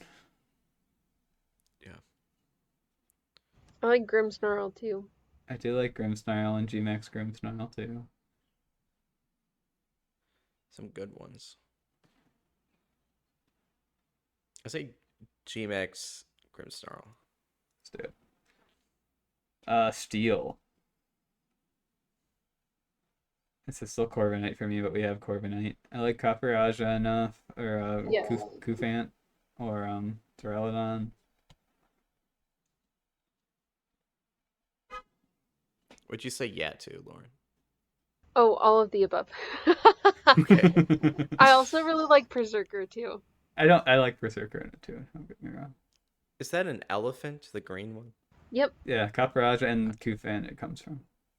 It's like I a like a elephants. bulldozer sort of elephant. Oh, that's cool. Let's go that one. This one, Copper or you can do the Gmax version. Yeah. All right, Fairy. We Is can that go like a ahead wedding into here. cake? Yeah, that's the Oh, Gmax form of creepy! Alchemy. It's cool. Gmax Alchemy. I do like Galarian Weezing a lot too, though. Yes. Yes. And I have to throw Hatterena in there too. Yeah. Let's do Hatterena. We almost did it earlier. Gmax or regular? Regular. Starter. For me, it's Grookey, but Sorry, Yeah. Sobble, you're breaking the chain. All right, It'll be fun. form Oof. or gimmick rather, I guess. Gimmick. I feel I like do it's like Mega Giant Phalanx too, Pikachu, but I'm which they fine don't with. have here. They don't have Giant Pikachu Oh, here. Giant Pikachu's not in here. Okay, I guess it's not making it. Uh, I do like Mega Phalanx that are just like Power Ranger Megazords, but yeah, that's fun. I also like the Galarian legendaries. Oh, but we still have the legendary category. we do have the. I honestly love this like stadium drummer starter. Okay, Yeah, let's It's a do fun that. one. G-Max Rillaboom. Yeah. Yeah, I like these too for Legends. I'm fine with that. One of those. I think Which do you like Articuno is best? my favorite. I might lean Moltres, but I'm fine either way. Let's do Tommy like Articuno. cool. Favorite overall. Is it Snom? I'd be down with Snow. Let's do it. I love our. We've got our Spiels and our Snoms winning out. All right, Mhm. our final gen before we pick the best of the bests. Ooh, I know so little about this gen. Uh, I I do like Lechonk. I do like Yes. Mousehold. yes. Let's Yes. go Lechonk. Um, I like Megas don't Skeledirge. count. Yeah, I think Dirge is my guy here. Skeledirge. Though I do like Chi-Yu a lot too. Little goldfish. Um, I like Tatsugiri maybe. Yeah. Which color? We've got what does it call it? Curly, droopy, or stretchy? Apparently. Let's do Curly. Um, what do I I like like here? Masquerade. I know people are upset Masquerade. that she's standing up, but I do think she's cool. Oh, I like Masquerada too. Yeah. Alright, I'll go with that. I kind of like Bellybolt. Let's do Yeah. it. Ice types. I like Citadel and Cititan maybe here. So I do Or like Godzilla. Chien Pao. This doesn't really count to me. The Megas from ZA. I do like Iron Bundle though too. Making Jellybird good. Where do you lean, Tommy? Zero thoughts. My thoughts here are I recognize Delibird, and not even that I love Delibird. That's future Jellybird. Alright, let's Yeah. do it. Uh I love Annihilate, but I think he might be Ghost more than he is fighting to me. Oh, that's cool. Iron Hands too, I love. I like Flamigo. I think I like Flamigo. it's just a flamingo. It's so rarely is a Pokemon just an animal. That when it does happen, I'm like, oh, Yeah. I Clodsire. like. Do I do it? Yes, I yes, like yes. Monkey Dory, but I think it's Clodsire. great name. Yeah, the names carry Monkey Dory and Okidogi more than the designs, but they have So great good. names. Ground. I We're love still on a this. Blood Moon. I do kind of love, but Okay. Let's do it. apparently I like the two ends of the spectrum. You either get like the edgy Ursaluna Blood Moons and Rayquazas, or you get the Spiels Spiel. Yeah. flying. I like Flamigo, but we already did that, so maybe Bombardier or Bombardier. Squawkabilly. Bombardier. Yeah. Psychic. Fergarath, I do like. Maybe. Veluza. I think it's Fergarath for me. I like Like that he just Screamtail his too. tail. I don't mind Screamtail. go the tail thing. Screamtail, this one. Yeah. Bug. Slitherwing, maybe? Yeah. Rock.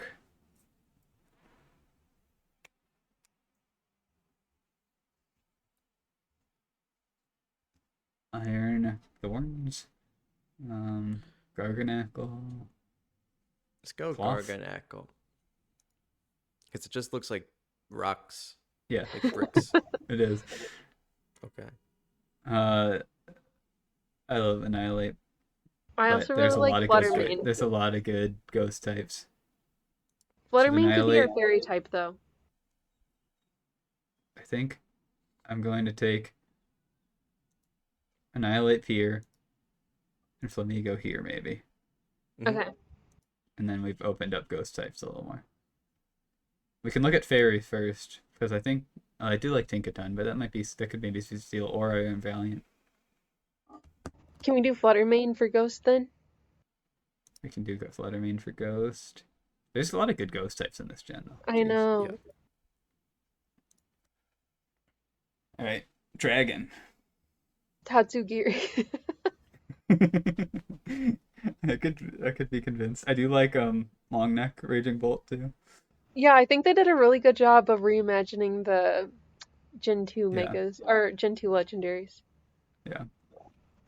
Walking Wake is so cool. Walking Wake is cool too.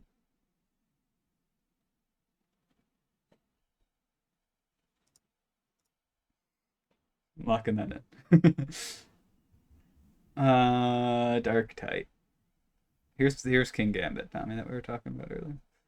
Ooh, that's cool. Chiyu's fun. Mm-hmm. I'll say real quick, just something about this gen versus the last gen. Like I was able to identify in Gen 8 like what a Pokemon's deal was a lot quicker. Like this is just like a mess of like greens and browns and grays. It's like a big for the snail. most part. It's a big snail guy.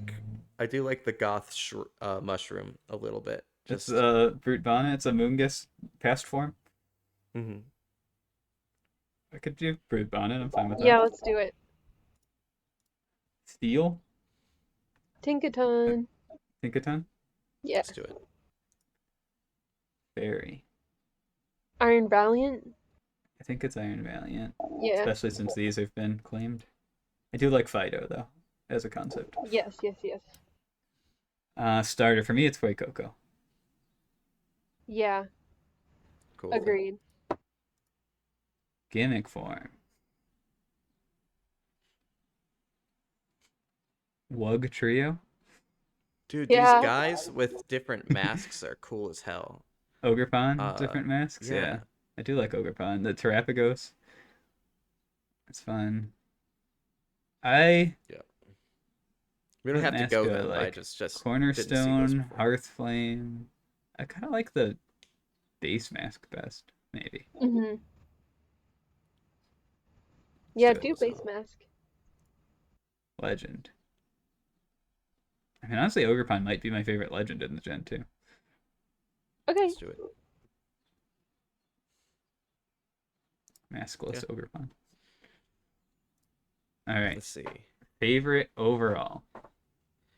You really like this primate. For me, it's Annihilate, evolution. but I could be convinced otherwise. But I think I benefit from being the only one with strong opinions for this gen.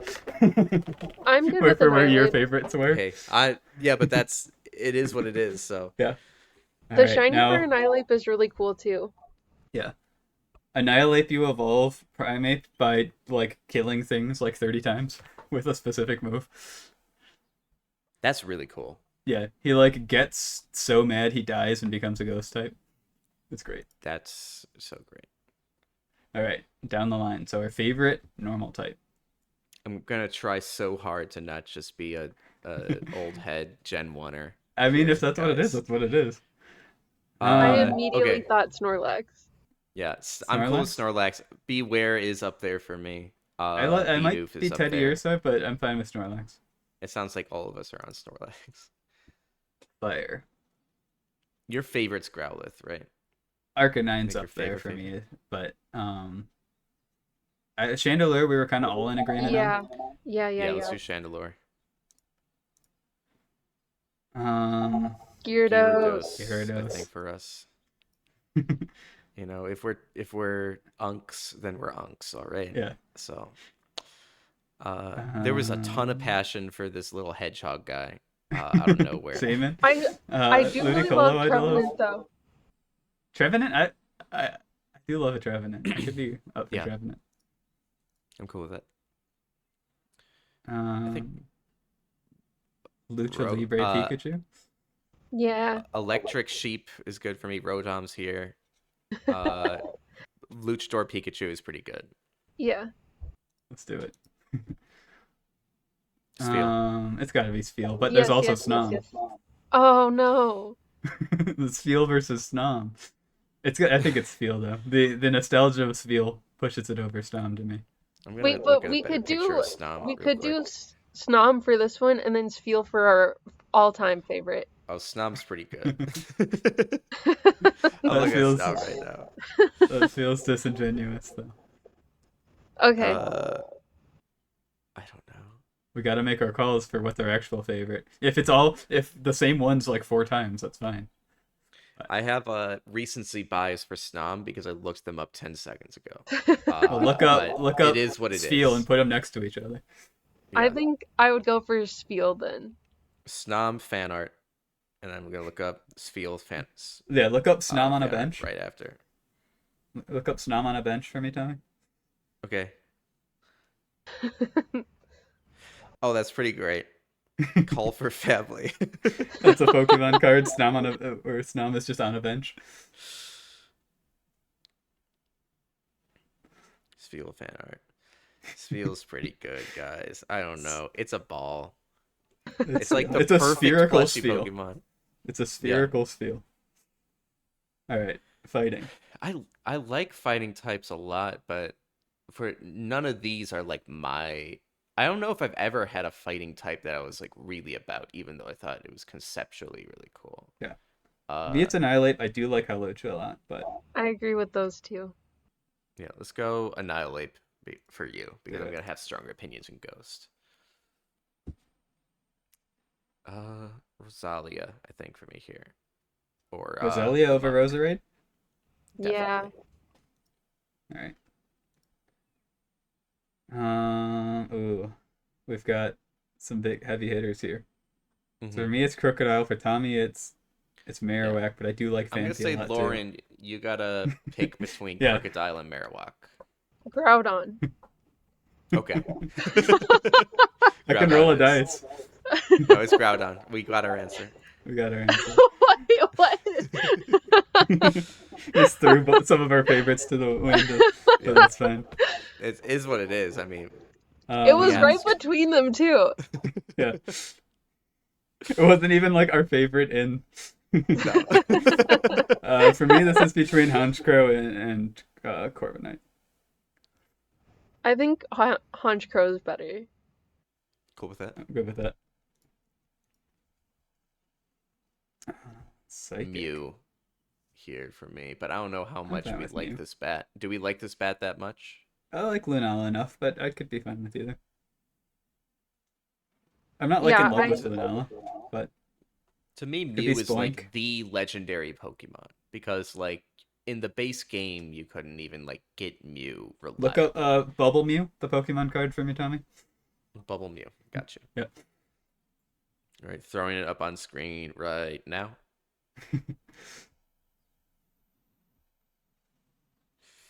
Yeah, that's pretty good. It's a good card. It's pretty good. Yeah, just Mew fucking around in the first Pokemon movie made me fall in love with that Pokemon. Pokemon Snap too, where you gotta get Mew at the end is fun. Mm-hmm. I love bug types so much, man. They're done so dirty. God, God, should I have gotten would your go Bug any Month of these. T-shirt from Wolfie. I say Vespiquen here. I think for me it might be Golisopod, but I'm surprised you didn't say Beedrill. I would, but I don't know. I just like I think bees. it's Vespiquen and Scissor for me. I'm fine with whatever though. What are we doing, Lauren? I think I like Vespiquen better. Let's do it. Rock.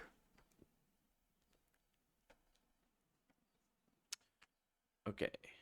Onyx or Shuckle? Onyx. Onyx. Ghost type. We do have a little Marowak here. I think for me it might be Gengar. But Flood remains Let's also go great. Gengar. I don't Let's know. do Gengar. I'm not passionate about like Gengar for me is what Charizard is for Lauren. Yeah. Like get it's that. not as big as the hype for me. It's just kind of the one ghost type in the first gen, and I Yeah. think that's why it's popular, you know? Yeah, for sure. Dragon. I like all of these motherfuckers. You like these, Rayquaza, the It's speedy between, guy. on the opposite sides of the spectrum, it's between Garchomp and Goomy for me. Where are you at on this, Lauren? I like Goomy better out of the two. I want to lock in Goomy as the best dragon do it. type in all of Pokemon. I'm so happy with it. I'm so happy with it. I love that it's Missing going to be No. a Goomy v Spheal in the finale. Is what it is. T-Tar, Unironically, maybe, Missing No but is so Missing No is peak, great, but it almost doesn't count. It's in like the yeah. Z-axis of Pokemon to me. God, I love Dark types so much. Absol is almost... I like Absol a lot, but once we get to the final comparison, he's too edgy for me. Yeah. My favorite Dark type I- is Crocodile, which isn't on this list. Great. How did you not push for it? Where Because it's in ground. And that was Marowak v Crocodile. That's right. That's right. Thank you. I'll go with Panda here for sure, I'm fine with Pangoro. but it's up to you guys. I don't feel strongly. I think for me it'd be T-Tar, but I don't feel that strongly. So I'm fine with that. Okay. Steel. Skarmory, Bisharp, Building. Stack Attack. I do like Tinkaton a lot. I Tommy, do like if you Metagross. haven't bothered to learn the Pokemon's name, we're not putting it as our all-time favorite. Yeah, but look it. That'd be so funny. Our favorite overall is Building. After however many hours we're recording. Tinkaton, there was a lot of passion for, right? Yeah. Skarmory, I'm fine with. Yeah. Tinkaton, I like. Metagross. I mean, this list's all good. Let's do Tinkaton. Psychic types. This is fairy types. Fairy types. Sylveon? Sylveon. Mimikyu Yep. I do The love, fairy though. type. Sylveon is the fairy type, right? Yep. Yeah. Yep. Look at it. Starter. Ooh. Tough. Water. I go Totodile here pretty strongly. Me too. Squirtle Totodile or for me is the Totodile, only but- one that I actually picked in this entire list. That's so funny. It's how it goes. Favorite Mega. We could do that. We could also do I love Mega Starmie. I do like Mega Delphox. I almost would feel Mega bad going Frostlass, too. Marowak. We like Mega Frostlass a good amount, don't we? Mm-hmm. Like it came up multiple times, and we had to talk ourselves out of picking them like 3 times. All right. Legend. Arceus for me. It's like Good with that. defines it. Good with that. Or Lunala. I know we've brought up that. What do you think, Lauren? We can do Arceus just because it's the lore. Yes. Our Lord and Savior. All right. So Here we favorite. are. Here are our collective favorite Pokemons. So we got to pick. Yeah, Come Lauren, on. what are your thoughts here? I think we all really like Gyarados, Spheal, and Chandelure. Gyarados was kind of a lock for a lot of these when he came Yeah. out. I do think it'd be funnier if like Spheal won, but it's probably Gyarados. I agree that it's those three. Yeah. I th- I think Chandelure is my personal favorite. For me it's Chandelure and then Spheal and then Gyarados, I think. Okay. I think Chandelure would be the third for me of the three, but I'm fine with that. Annihilate of this list would be my favorite, but that's not our Yeah. collective, so I'm fine axing that. Is any of your favorite overall Pokemon on this list? Either of you? Groudon is one of my favorite ground Yeah. types, so that's why I'm not even that upset. Yeah. And one of my favorite legendaries overall. Onyx is definitely my favorite rock type. Yeah, I think those are the two I'd point out. Totodile is a pretty loved starter for me. He's just like a little fucking chompy dude. Yeah, I do love Totodile. Is Totodile also up here for all four of us? Yeah. Yeah. Hmm. Is that the one you picked to play, Dalton? I can't imagine originally what I picked, but it's what I would pick currently if I went to play it. Where are you, Lauren? What's at the top for you on these four? Ooh, I think Gyarados is my favorite, and then probably followed by Chandelure, and then Spheal. Hmm. It sounds like We it's have. Gyarados, because that was, yeah. Look at that guy. Let's go Gyarados. Let's do it. All right, Hey. so We can do these ones, but I don't feel like we need to. I feel like this kind of locks our. yeah, Yeah. and we do need to get to the podcast at Yeah, some point. we do. But I hope my Uh, my sidetrack into something not related at all to anything else we're talking about was fun. Yeah. It was very fun. Yeah. And you heard it here. Gyarados is the best Pokemon. Lauren, do you still play Pokemon Go? I haven't. I don't know. I like log in every day and do um just do like the daily things that you need to do. But I haven't really gotten to play that much since starting my new job.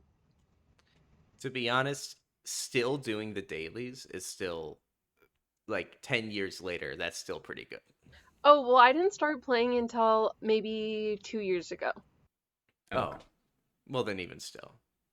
2 years is still a lot of time to put towards. It's a good Go game. is like the one Mhm. Pokemon one I didn't do. I don't know why. Really? Yeah. I think because it That's- got so popular so quick, it made me be like, no, I can't though. I was so into it that summer, man. Yeah. Everyone Did was, you and I get- think that's why I wasn't. I was like, I can't be. Yeah. Everyone is. Yeah, I get like that too sometimes. Okay. Well, thank you, Dalton. Yeah. We have made another conclusive decision on a major internet conversation. Yeah. So, that was fun. Now, what topic Uh, do we even go to first?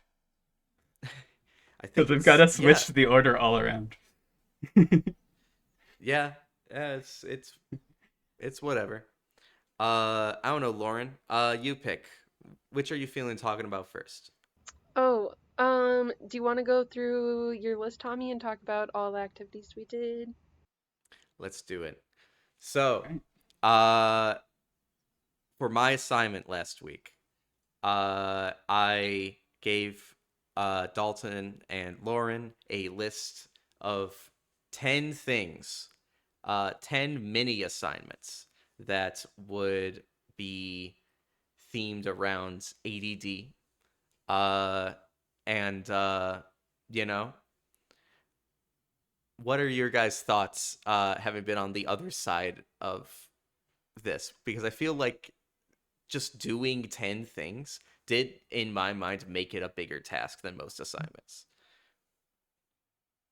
I don't think it was too hard to get through a lot of them for me. I think some of them were things I kind of did naturally already, so it wasn't Mhm. too bad. Yeah. Not too bad. Okay. The list kind of cracked me up because you were like, this is for ADHD or ADD. And I was like, this just seems like stuff you should do if you want to be healthy.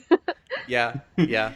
That's the well, that is definitely a thing. There is You want to a go through the list too, and just because I don't think anyone, not us, knows what the list is. Oh, I yeah. think it would be a lot. You're completely right. No one at this point, besides the three of us, know what's on this list. But I think it's funny if people learn what's on the list as we go through it, Okay. like item by item. So that I think that's my vision for it. Yeah. Uh, Lauren, you're completely right. A huge part of mental health, I will tell you, especially living with like ADD or something like it. I would say especially ADD because it's like, one of the ones where people are like, don't take it as seriously as others. Just kind of, it's just what it is, just the perception of it. Yeah. But a lot of the time, you will hear like, "Oh yeah, I mean, have you tried eating better?" And I'm just like, "Ugh, Yeah. no."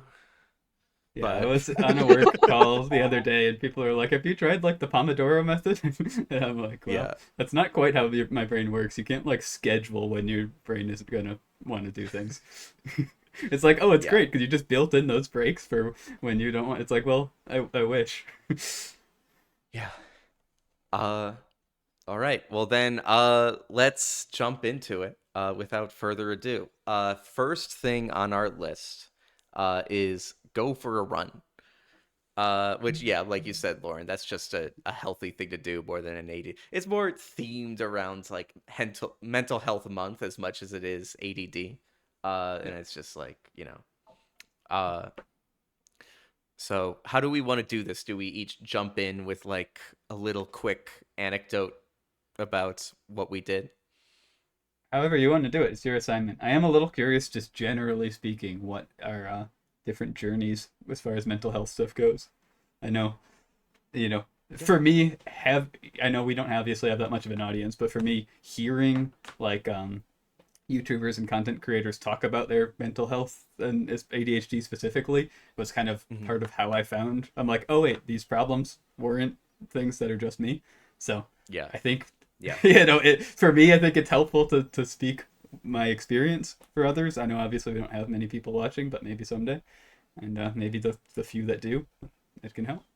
So I'm a little I curious, but I also don't want to force anyone to speak about personal things. Sure. So No, I mean, I 100% like is a structural like consistency in my life. Everything I do has to do with ADD because attention has to do with anything you intend to do. yeah, I but and yeah, I would say even less so online conversations. I've had conversations with friends where we just like complain about Concerta, and how much it didn't work for us, and like really specific stuff like that, and it really reminds you, yeah, like the comfort in knowing that you're not alone. That you're not some crazy person, doing their own thing. That's a consistent thing that happens among a variety of people. Yeah, yeah. absolutely. Are you currently medicated? And again, you don't have to answer.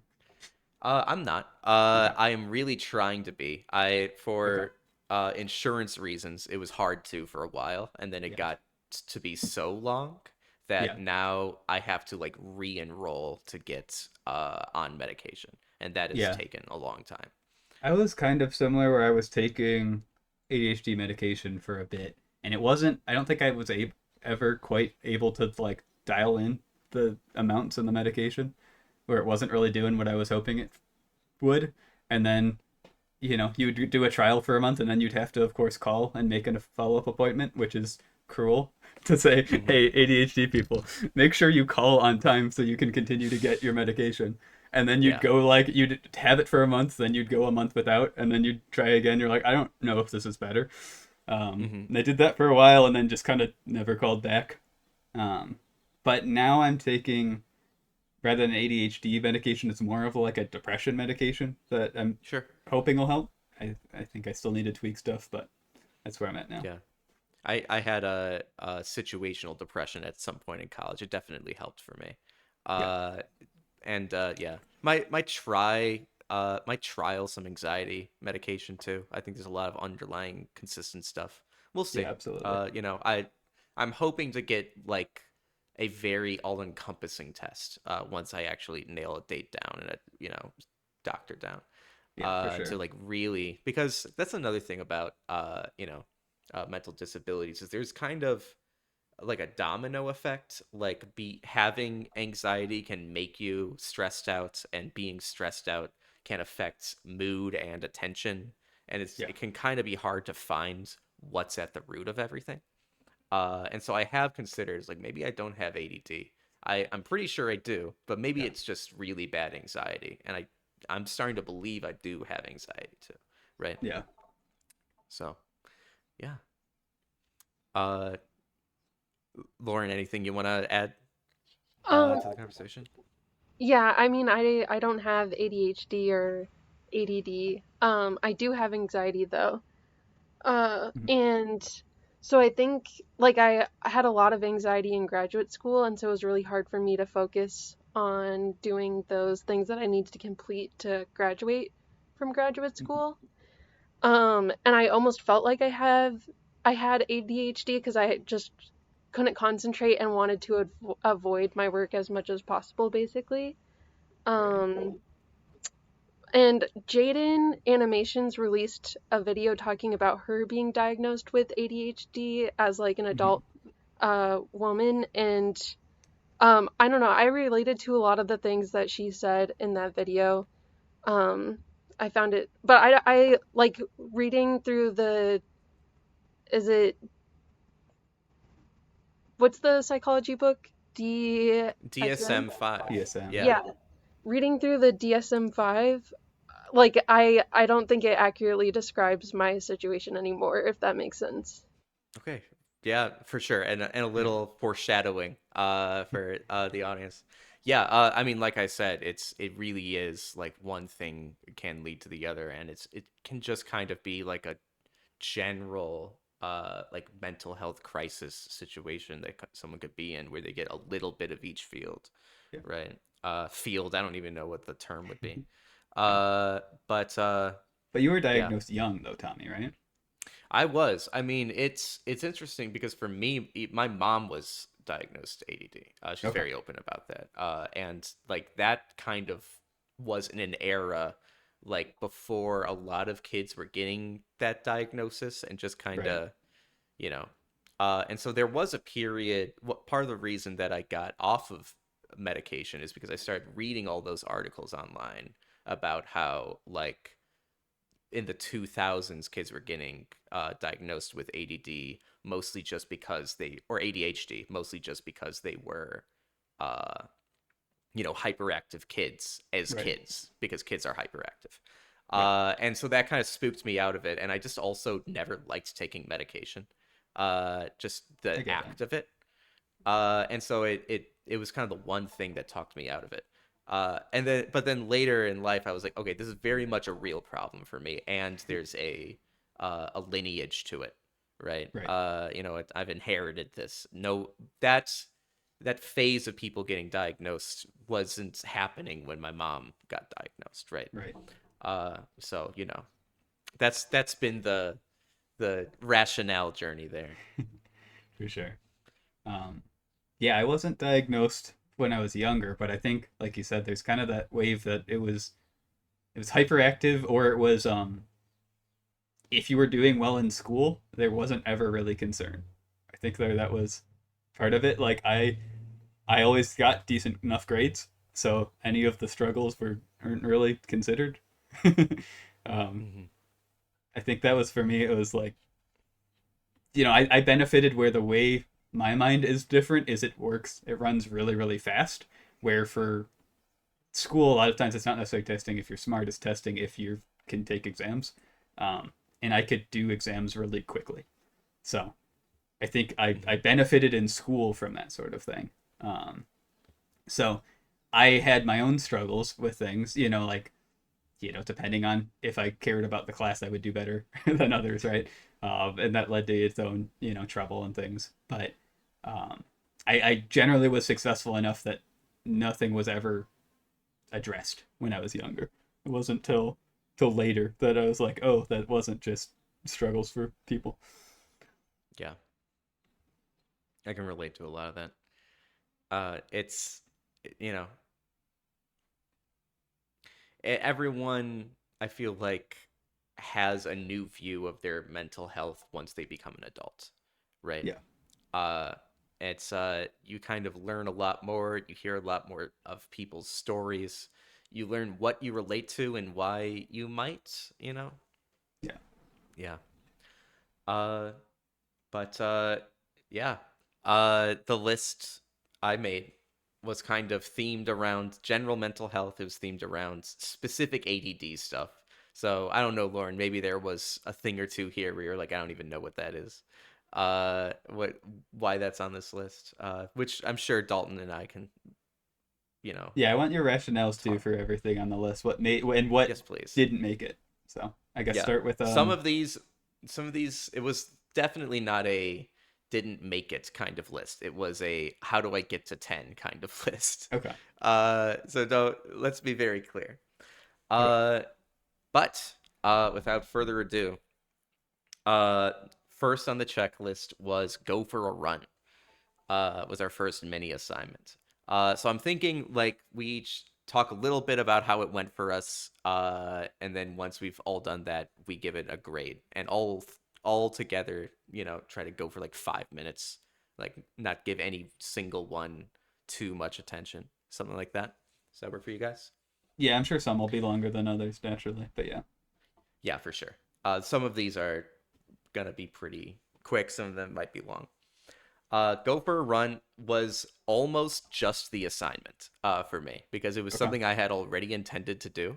I had bought running shoes and I have easy access to a running path right by Lake Michigan, and I've been like running for like 3 days a week for the past month, Nice. and I really like it. Thank you, thank you, thank you. That's awesome, Uh, Tommy. yeah. Yeah. Thank you. It's to me, it's interesting talking to people about running because they all assume I'm doing it for like training for a 5K or a marathon or something like that. Like there's a goal in mind, and for me, the goal is running. Like if I'm doing it, I'm already succeeding. Do you enjoy running? Yeah. I really enjoy it. Okay. I mean, it's privileged. Running by Lake Michigan is got to be like top 10 spots to run in the United States. Yeah. It's seriously. Like it's paved, it's beautiful. And so a lot of this was like a win in Rome type situation. I mean, it really does take me very quick to get to this path. And I was like, I'm not opposed to running. I have to give it a shot. So yeah, went well for me. Nice. Yeah, I guess for me, I never have enjoyed running. Like I mean, I ran a lot. Like especially high school, I played soccer. Right, I ran a lot. I could be good at running at that time. It was never something that was fun. It was always kind of a chore, but a necessary chore for stuff. So, I've been also trying to do exercise. There's a gym that opened up at the mall right by me. So I've been trying to go 3 times a week. My go-to is usually the stair one. My original goal I was trying to go where I could do the Sears Tower in one goal, and I've far surpassed that at this point, which is good. It's fun, Very but cool. I subbed some of that for running and did that. Very cool. What about you, Lauren? I also really like running, so I was happy to see it on the list. Just more motivation to go out there, you know? Um, Mhm. but yeah. Nice. Very good. Uh, so, uh, what do we think? I'm thinking low pressure because this isn't the score. This is like Yeah, these the are Oscars. These are yeah, fake ones that they're yeah, not in our canon. Oscar assignment we did the same thing where we had for each movie we gave it a grade, but that wasn't the assignment's grade. This is just a mini grade within the episode, not the bigger picture. I would say running is a minus, and I'm giving it a minus because it's very dependent on whether you have somewhere you could be running, right? Yeah. You You can really also have need, good days and bad days too. yeah, definitely. Yeah. So uh, that is kind of the case with a lot of like get up and go type hobbies, but it isn't immune to it either. So I go A minus. I'm fine with that. Like I said, I don't necessarily love doing it, but it's a good exercise, and there's worse. Number 2 on the list is make and eat a high protein breakfast. Uh, Someone else want to go first this time? Give your reasoning for including that one, I guess, first. Explain yourself. Yeah. Uh, I just heard it floating around from very recently that having protein early in the morning helps with like attention, specifically with ADD. And I was like, if you say so, let's give it a shot. And I don't know, maybe. it's I all throughout this list, I don't know if any one of these things helped. I know a couple of them didn't help and Yeah. didn't work. But this one was like maybe it made a difference, Same with the running. Yeah. So yeah, that was the rationale there. Yeah.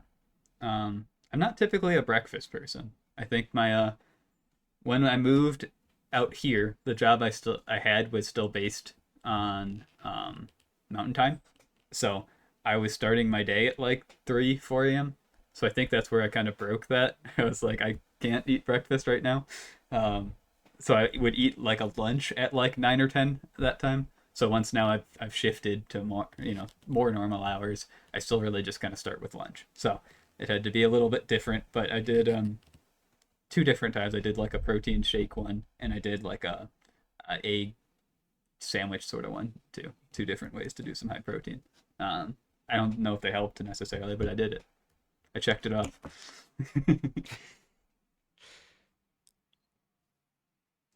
I'll go next. I made a breakfast sandwich. I'm like you, Dalton. Yeah, I'll I think I send got you the pictures. picture. You can put it up. Uh, it was like it was one of those with like the thin bagel. They sell it for like low calorie. Those are gross. I'm just gonna buy a regular bagel and cut it into 4, like real carefully. Oh, gorgeous. Now that's a picture. Okay, I'm gonna just for comparison right now, Dalton. You and I are gonna put our picture of our breakfast sandwich. 3, 2, 1.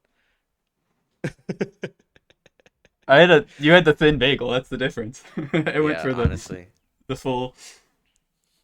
the full Wait, thing. sorry. Tommy, by thin bagel, do you mean English muffin? No, no. Okay. I kind of wish Uh, you did though. I It's just am like that kind of person to mean that. Uh, no, they sell like skinny bagels for people on a diet, and I did that because bagels are very caloric. yeah, Is what it is. Uh, but it's not worth it. Sometimes you buy the healthy thing, and you're like, oh, never again. yeah. Not worth it. So that's where I was on that.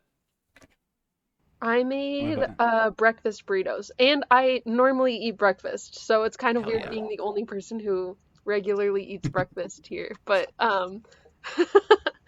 yeah, so I added eggs and potatoes, and Aldi has this like plant protein taco mix that I added. nice, And then I also used like the high protein, high fiber uh tortillas.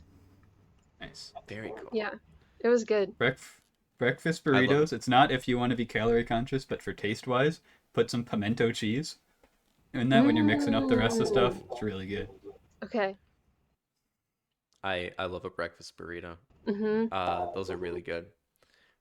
Uh, Lauren, you give the score this time Oh, well,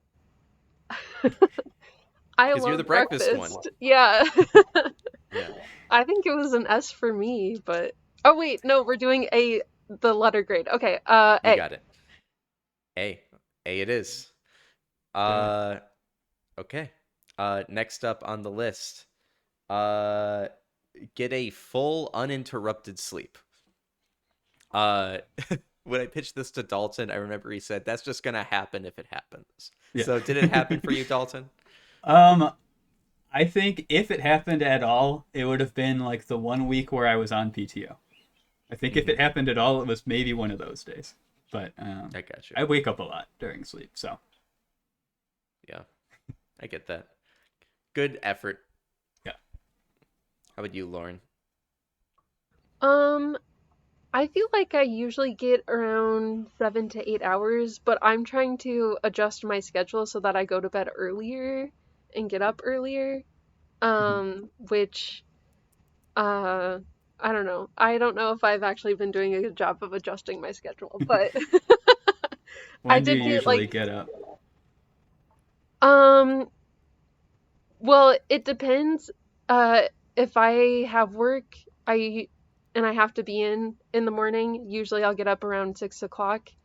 Um but if I don't have anything to do, I usually wake up around maybe like 9 or 10. Okay, so it's shifting that 9 or 10 more towards that 6 is kind of the Mhm. idea. Gotcha. Yeah, my if I could plan my life and have everything go according to plan, I would wake up at 6 o'clock every day and go to bed at the same time every day. Yeah. Yeah.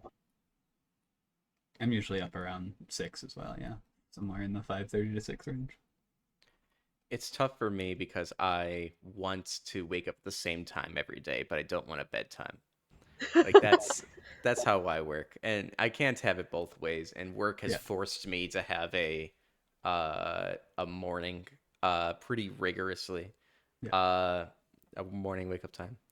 Uh yeah, for me, I wrote the exact date, uh May 9th, and I slept from 1 a.m. to 8 a.m. Uh, I was, I'm like Dalton. I found earplugs that I can put in my ears while I sleep. That's the only Oh, way it works for me because I'm a light sleeper. Otherwise, I wake up. nice. So It Dalton, helps to have a spouse that's much more organized than you for scheduling going to bed. I When it's believe it. just me, I stay up way later. So what do you think, Dalton? Uh, if you can manage it, it's probably an A plus. But if you could get a good night's sleep every night, that's probably an A plus, right? I think a full in uninterrupted sleep is definitely an A plus. That is one of the best feelings biologically. Right. Uh, So Tommy, for that one, did you just mean you wanted to get like at least 7 hours of sleep or like I Uninterrupted. like yeah, unearned? like Okay. you close your eyes and then you open them again 6 to 8 hours later. Okay. And feel And if good. that isn't something that naturally happens to you, then you take efforts to make it happen, right? Which for me was getting the earplugs. Uh, but yeah, this was a general mental health one more than an ADD one, right? Another one of those. This one was an ADD one because this helps me at work. Make a playlist for working. For me, this was tough. I had to try multiple times. Usually, my go-to is a podcast. Mhm. Podcasts are what I listen to while I work. I put on like a gaming podcast where a couple people talk about like games as they come out, and I may or may not be interested in them. It's just very conversational. Go check out MinMax, just to give them a quick plug. And music can be very distracting to me because I kind of wants to like listen to the details and sometimes even the lyrics. First, I tried like music that loops, which some people online said. Oh, So like think Talking Heads or Daft Punk right. will do it very often. That didn't work at all, not even a little bit. Just because I like Talking Heads and Daft Punk too much. And I just wanted to listen to that. Then my sister told me about an uh, Claude Von Stroke, a house artist. And I'm like, house is perfect. It's the same sound for 5 hours, and that's the genre. That Right. also didn't work. And so I'm just gonna do a podcast from now on. Yeah, I'm Um, also a YouTube or podcast sort of person more so, but usually at 2x speed in the background. Um, but when I do have to like really focus, I will sometimes do like a video game lo-fi sort of thing. So it's familiar enough, like a video game music, to keep me somewhat engaged, but calm enough that it's not distracting. So that's kind of what I did. So like a Pokemon and Chill, I think there's ones. There's a couple of volumes of that. Zelda and Chill. Glitch X City's got a couple hour-long compilation ones, things like that. So that's the. Hmm. I do have some other go-tos. Like sometimes I'll just put some like Tiny Desk on loop, but that's not Yeah. necessarily to focus. That's just for enjoyment. Yeah. Lo-fi hip hop has been a way to not focus, but convince me to sit down and start working. It's just Yeah, like, yeah, but if you sit down and work right now, Tommy, then you get to listen to lo-fi. yeah. I'm like, okay. Lo-fi video game covers work better than just like going to the lo-fi radio girl for me. okay, What about so you, Lauren? I can't listen to things. A lot of my job involves writing, and I can't listen to things with words while I'm doing that. And so I pretty much only listen to Lo-Fi Girl. Nice. If Hell you yeah. have other suggestions, I'm open. That's just, I feel like the most Hey, popular Lo-Fi one. Girl's great. Lo-Fi Girl's great. And One she year, just started working, so now all of the videos are like 10 hours long, which is awesome. Yeah. very cool. I went as lo-fi girl for Halloween one year because I had super long hair. That was fun. That's My so good. Discord picture is Yeah, like the Lo-Fi Girl, but me instead. awesome. I I also animated it so like her head movements was me. It's not on the Discord animated, but I had to have that somewhere on a computer. very cool. We stand for lo-fi girl here and Yeah. unaccredited.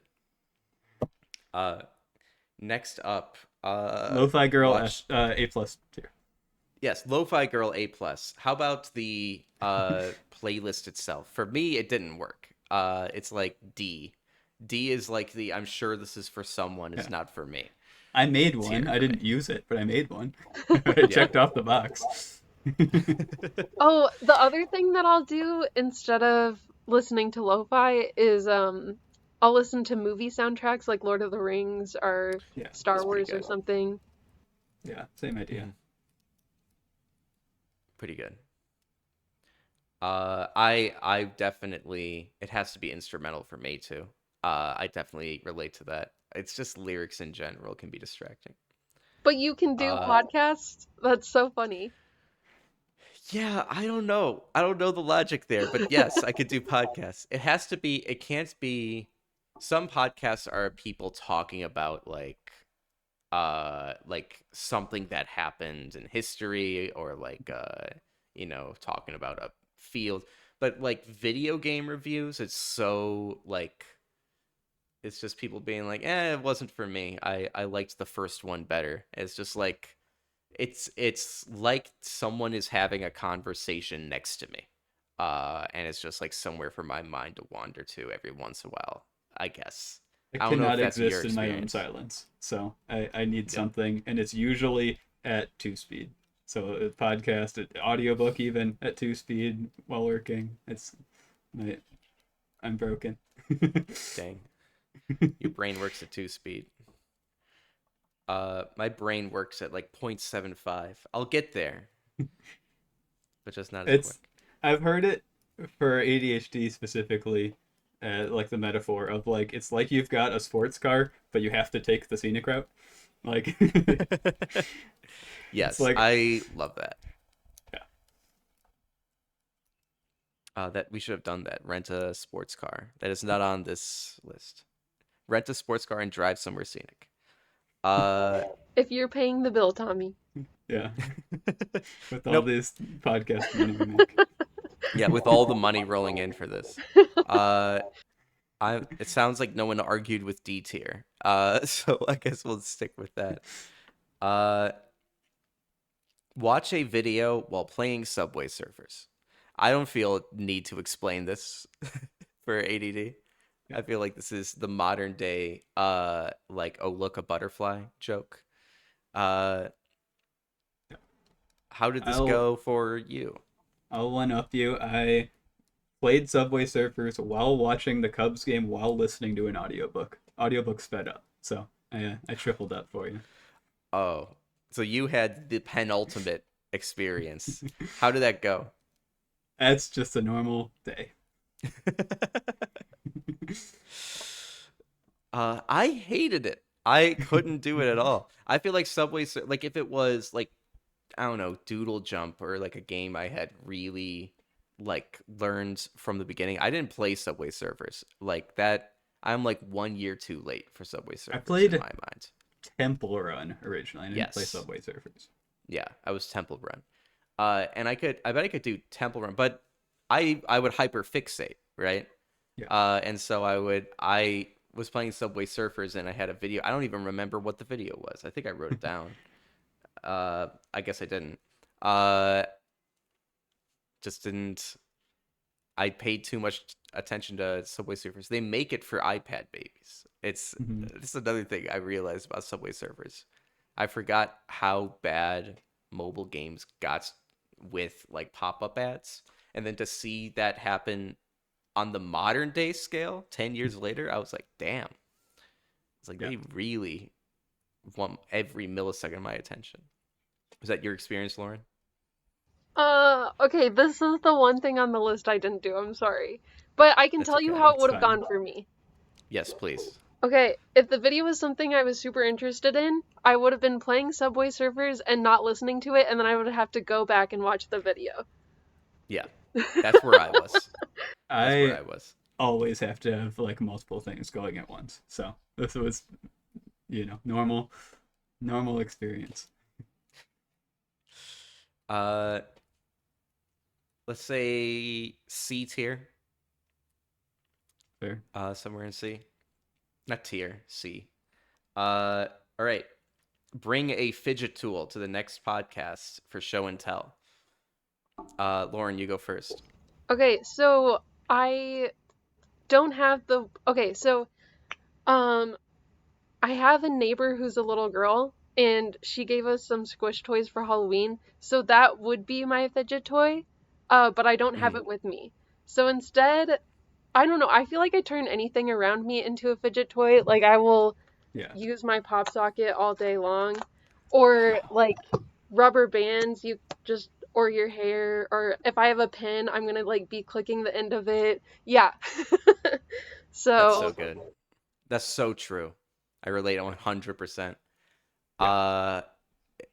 Literally anything in front of me, I'm messing with. Yeah. Yeah. Fidget That's is the biggest ADD thing for me. I 100% am a fidgeter. It's even like a diet thing for me, where if I have food in front of me, I have to be eating or playing with it. oh, Uh, absolutely. so yeah. I might as well since I'm yapping over here. These are noodlies. It comes in like a little like Chinese takeout box. If you see that. Okay. This is what someone gifted me this at work. I brought this back from work because I was like, it's absolutely these. Each of these are like little stretchy guys. And so I just sit at the desk and I do these, right? I do like, just looking over reports, reading emails, just doing all this stuff, right? Just kind of a good time. I've got 5 of them here. I only ever play with one at a time. Yeah. But yeah, I'm doing it all day, all week. do you have a favorite color? It's this blue one for sure. Okay. I don't know why. I maybe it's because it's blue's calming because it's a cold There you color. go.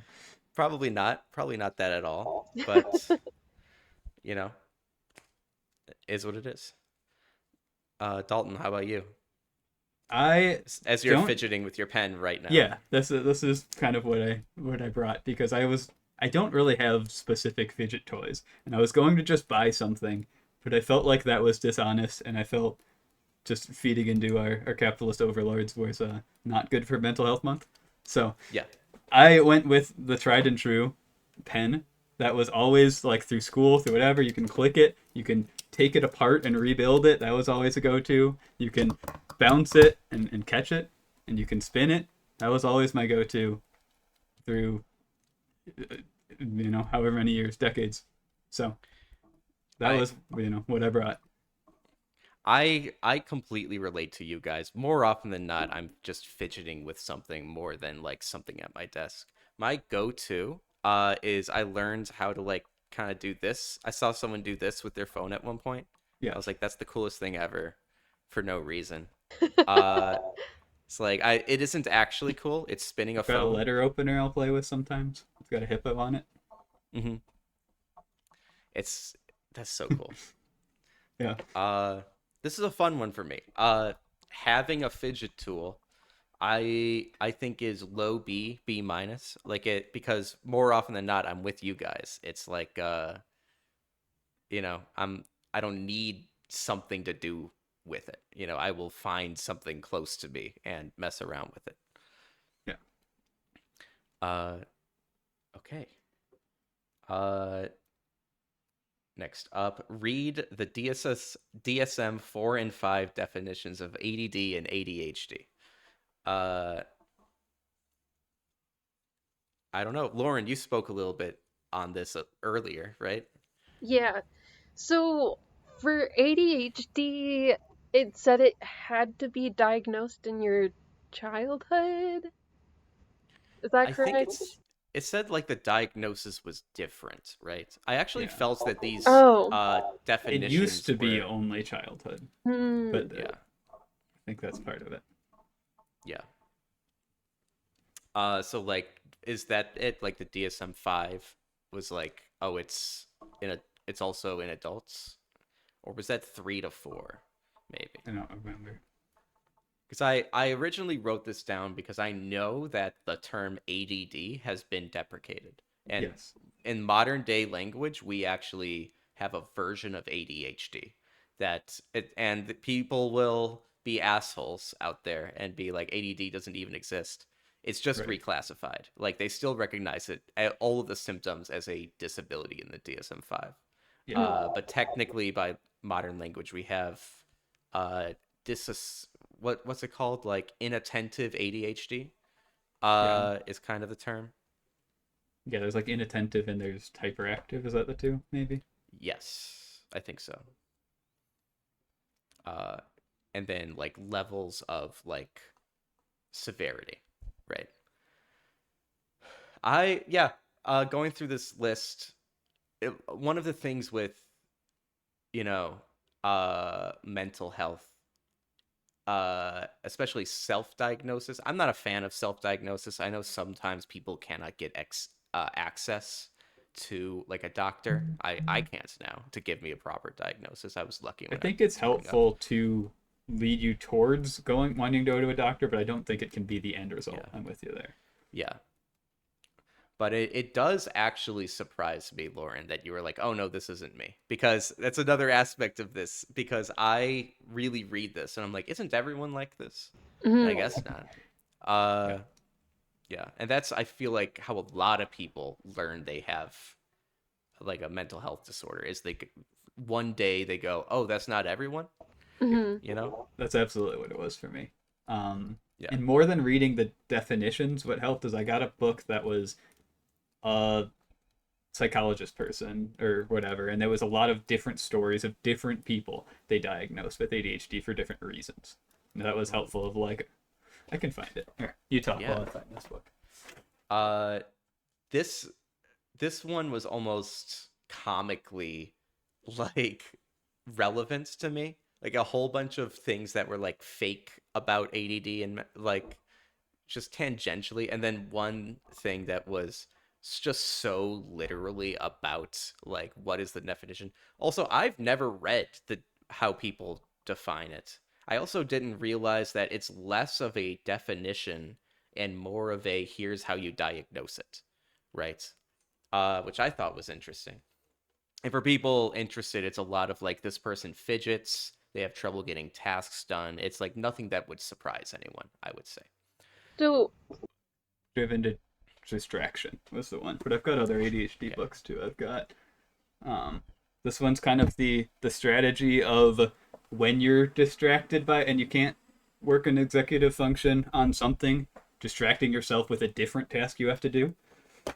I've got ADHD Dinos, which is just a little comic book that's cute and fun. And I've got this manga of My Brain is Different as well. Those are my ADHD books. So is it inappropriate of me to say like two of those seem sort of like self-help books?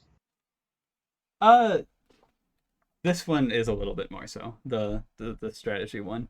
Do you think it This it helps? the concept does. It's easier said than done though. Your brain's you can't really outsmart yourself that easily, but you can try. Where this one was that driven to distractions, that one where it was more stories of Oh, Mhm. different people. Yeah. So yeah, this one was interesting. It was kind of just like a peek behind the curtain. mhm. Make some art. I want to go last on this one. Who wants to go first? Lauren, you want to kick us off? I drew a circle. It was That's supposed to damn right. be flowers, and then I didn't have time, so You didn't have time for petals?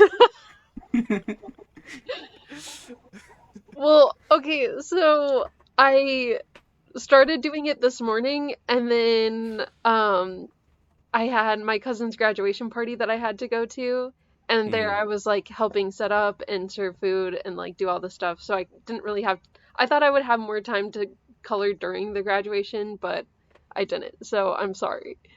No, don't be. You're fine. Uh, Dalton, how about you?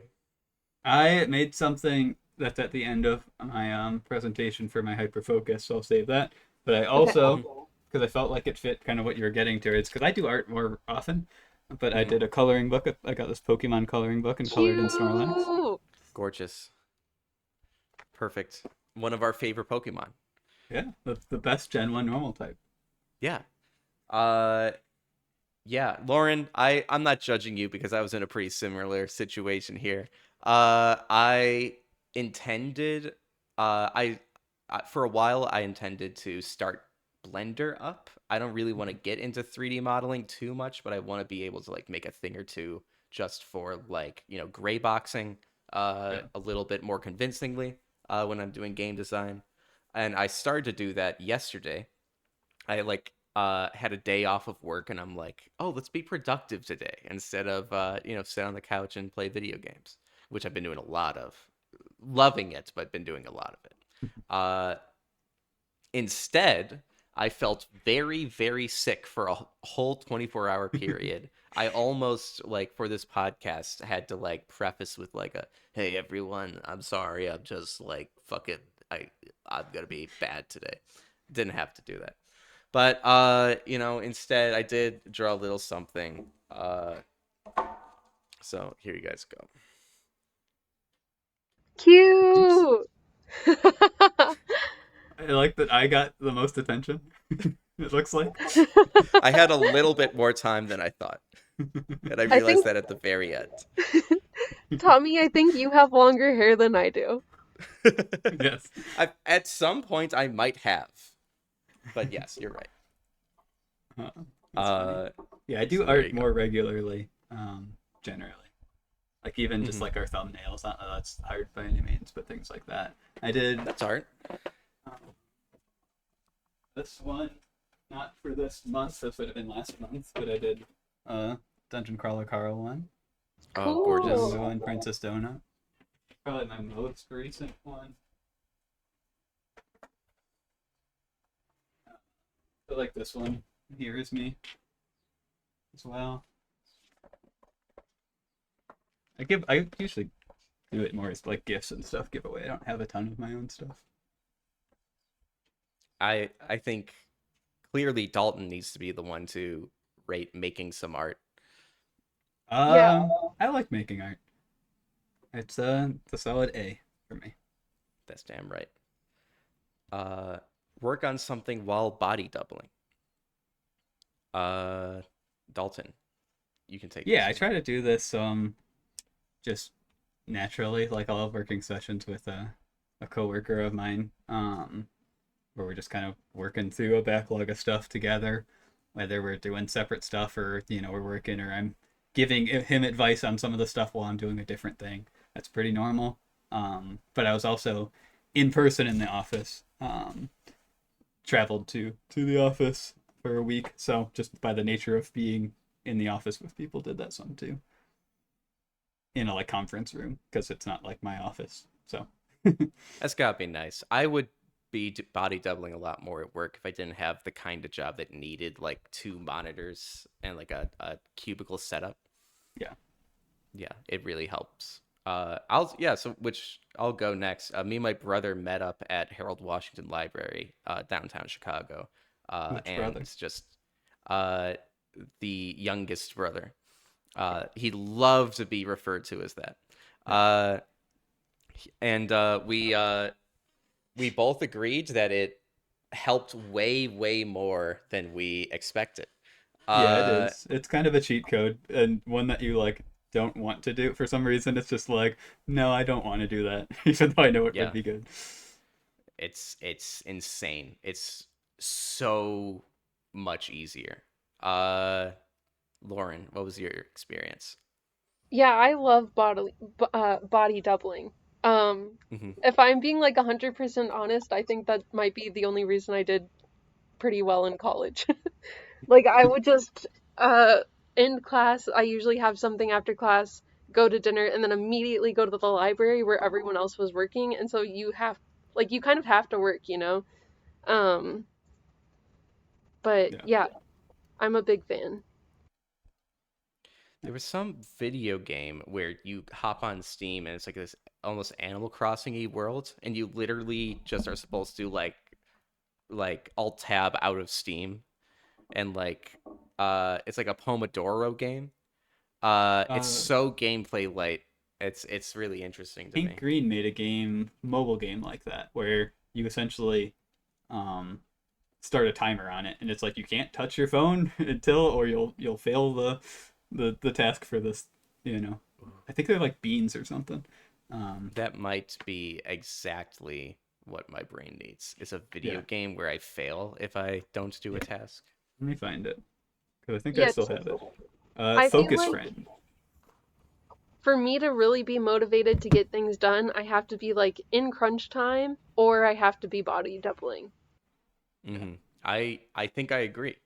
And to hear that that's true for someone even outside of like ADD, ADHD, ADHD, I think it's just what everyone should be doing, and we should normalize it a lot more. You know, Yeah, uh, the nature of my job, the I'm kind of always in crunch time, which also has its own stresses, but it yeah, does sometimes help with that just naturally. But of having to be productive, but it does help definitely.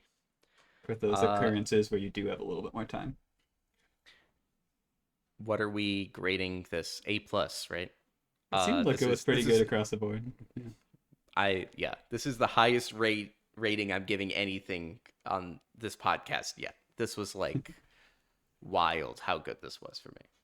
Uh, finally, find a new hyperfixation and be ready to info dump about it. This is the So I one I'm think we, excited for. yeah, at this point, I think we just each of us take the floor, and just yap, for a little bit. Weirdly feeling nervous, but I feel like that's a sign that maybe I should be going first. Dalton, I know you've got something a little bit special for us. So and I'm fidgeting now. Isn't that interesting? Look at that. Now that I've got this here. Uh, so you'll Yeah, kick us probably go off, Tommy. last. Let's kick it off. Uh, I did a lot of research into Tomb Raider in the last month.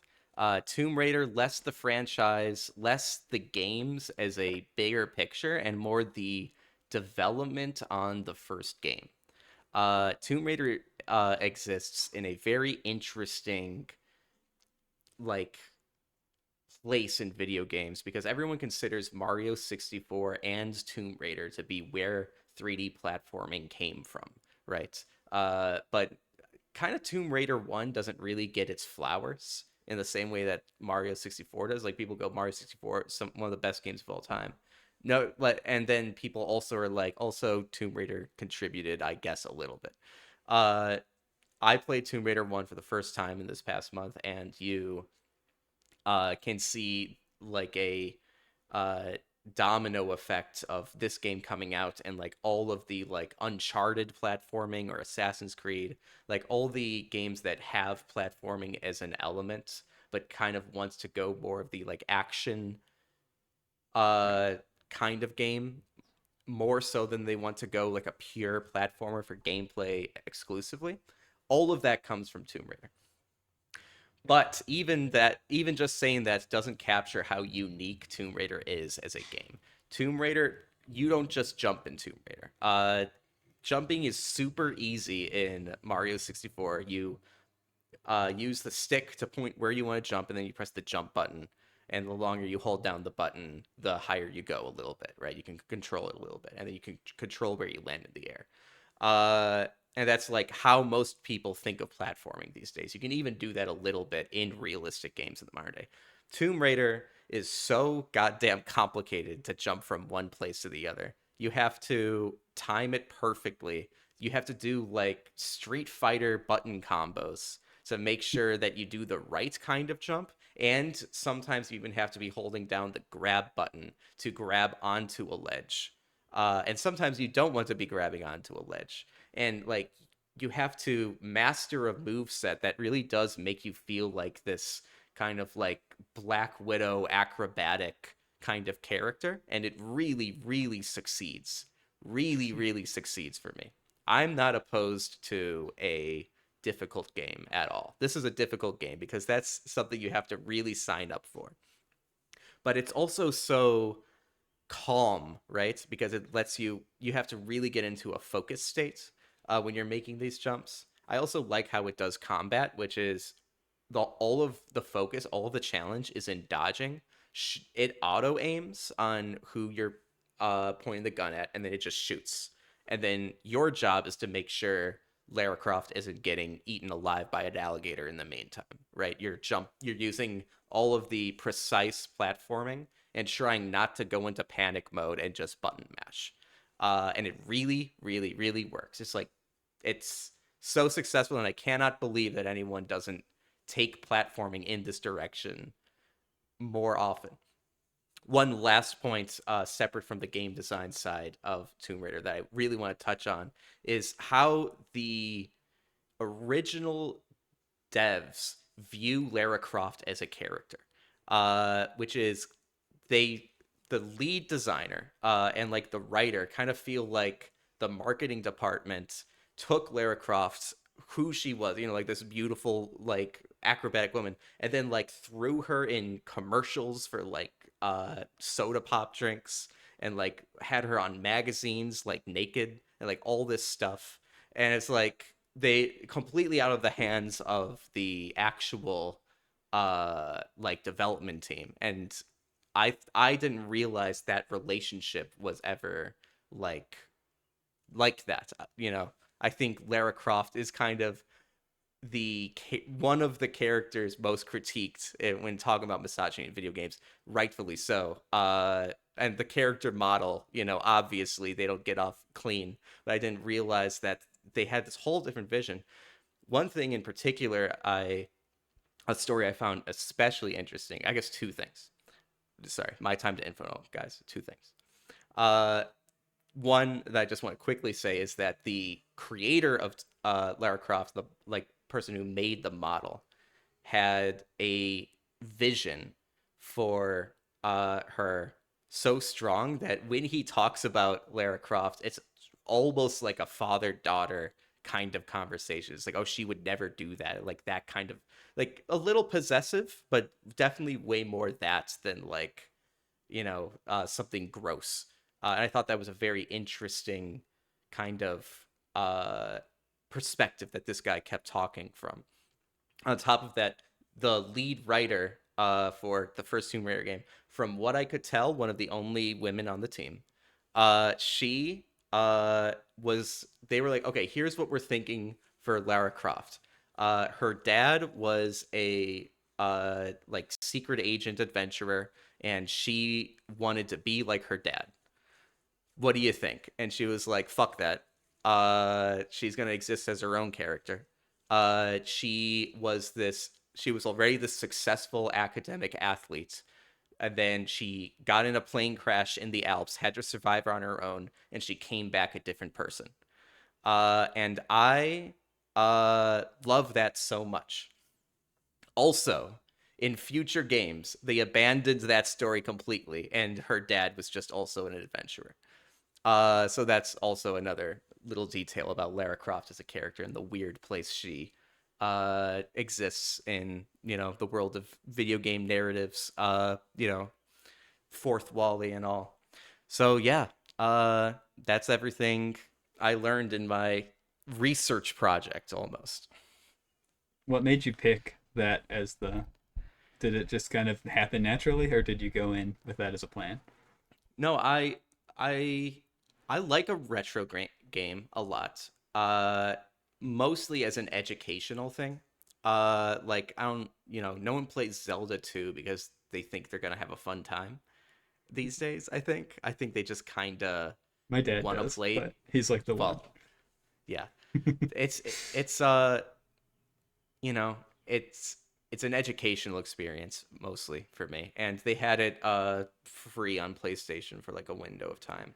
And I was like, yeah, let's do it. Now more than ever. And then it was great, and it was like nothing I ever played, and I couldn't put it down. And then I was like, no one's talking about this, even though it's one of the most famous games and famous game characters of all time. Still, no one is talking about this. I guess that's a bigger picture takeaway is that everyone knows Lara Croft, but very few people know Tomb Raider, and I think we all know what's contributing to that. Yeah. Yeah. So it was more of a true hyper focus where it came to you. It just happened, which is Oh cool. yeah, definitely. Uh, Lauren. Um, so I've been listening to a lot of true crime podcasts recently. I've Nice. always been interested in true crime. Um, and I don't know. I sort of took a break from a while or from it for a while, and now I'm getting back into it. Um, so I can tell you about one of the cases I'm in the middle of. Nice. Are Which you guys? I listened to My Favorite Murder for a bit. I did fall off just because like the world was bad enough for a bit, where I was like, I don't need to add more to this. But I did like it. I do like a good true crime. Yeah, I think I that's why I come Yeah. and go. And I also really like My Favorite Murderer. Um, but that's not the podcast I've recently been watching. Nice. Tommy, Yeah. did I you? just my experience with true crime. I've seen a couple of them. Definitely done Netflix stuff more than I've done like podcasts and stuff like that.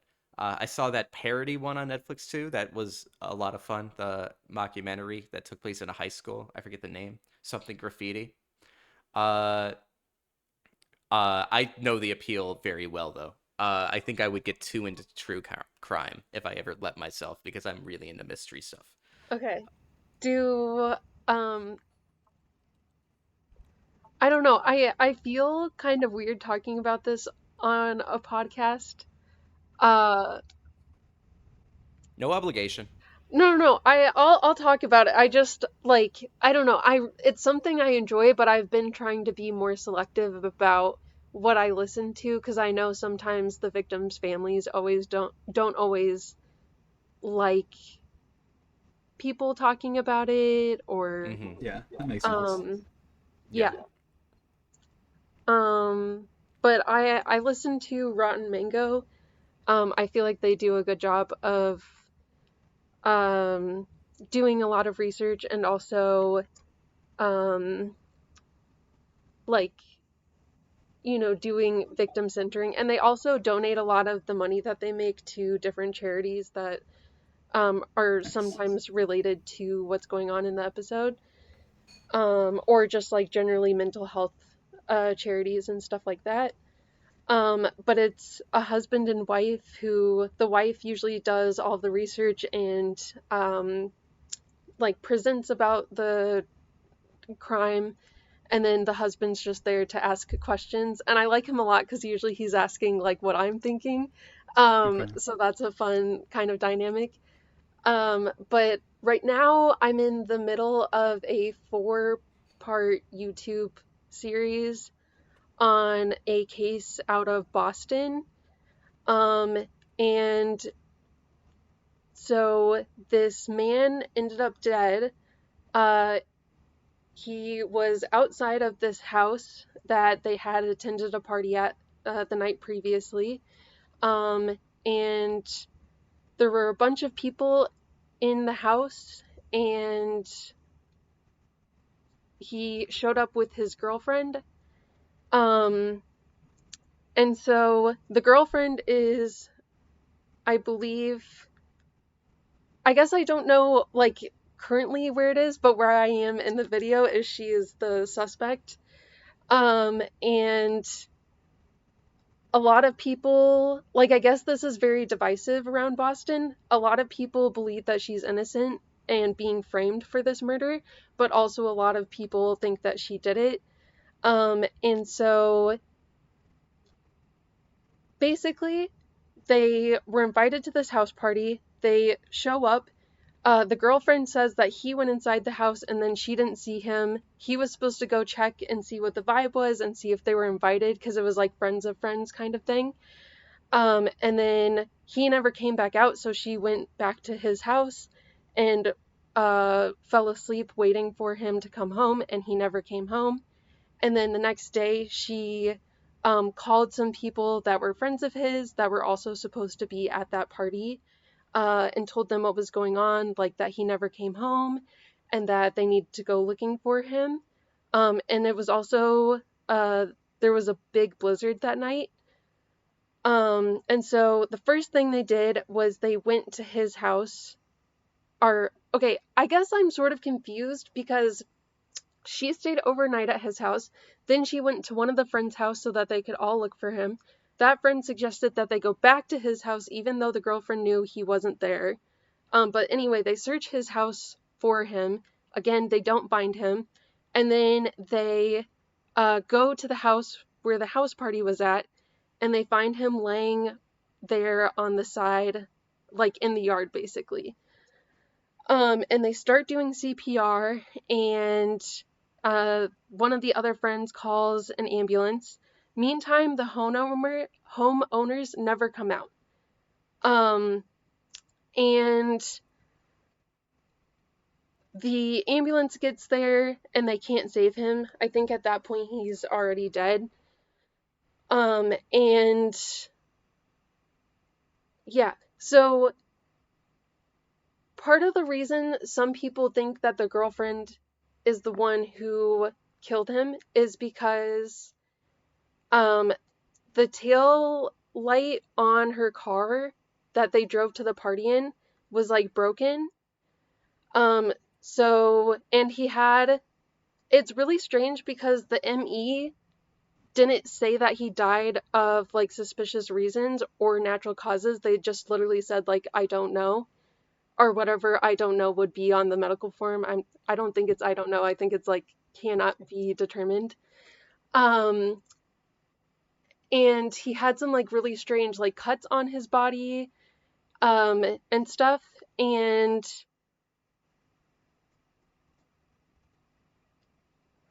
so they think she did it because the light's out and there's like a jagged piece of metal on the car that like they think could be the cuts on his body. And also, apparently, when they found him and when like the ambulance and police all started to arrive, she kept saying, I hit him. But that's not in any of the accident reports or the medical reports or the police reports. And so that's one of the reasons people think she's being framed for it, because this isn't like written down anywhere. And you would think if you were a police officer on the scene and someone was saying like, oh, I hit him and now he's dead, that you would write that down somewhere. The other reason people think she is being set up is because the homeowners and everyone that was at that party including the person who unfortunately died, are all cops. And so, um, and everyone who was at the party, whenever they're questioned during the trial, basically just says, I don't remember. Like, they don't answer anything definitively.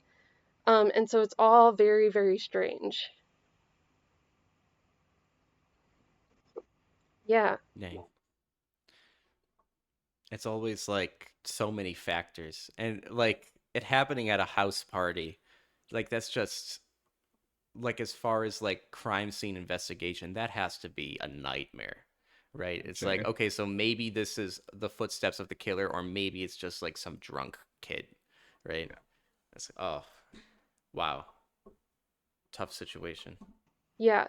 There also was a person at the party who, for a long time, said that they weren't there, but then they ended up finding like a Snapchat of this person being there, and this person, and the person who died did not get along.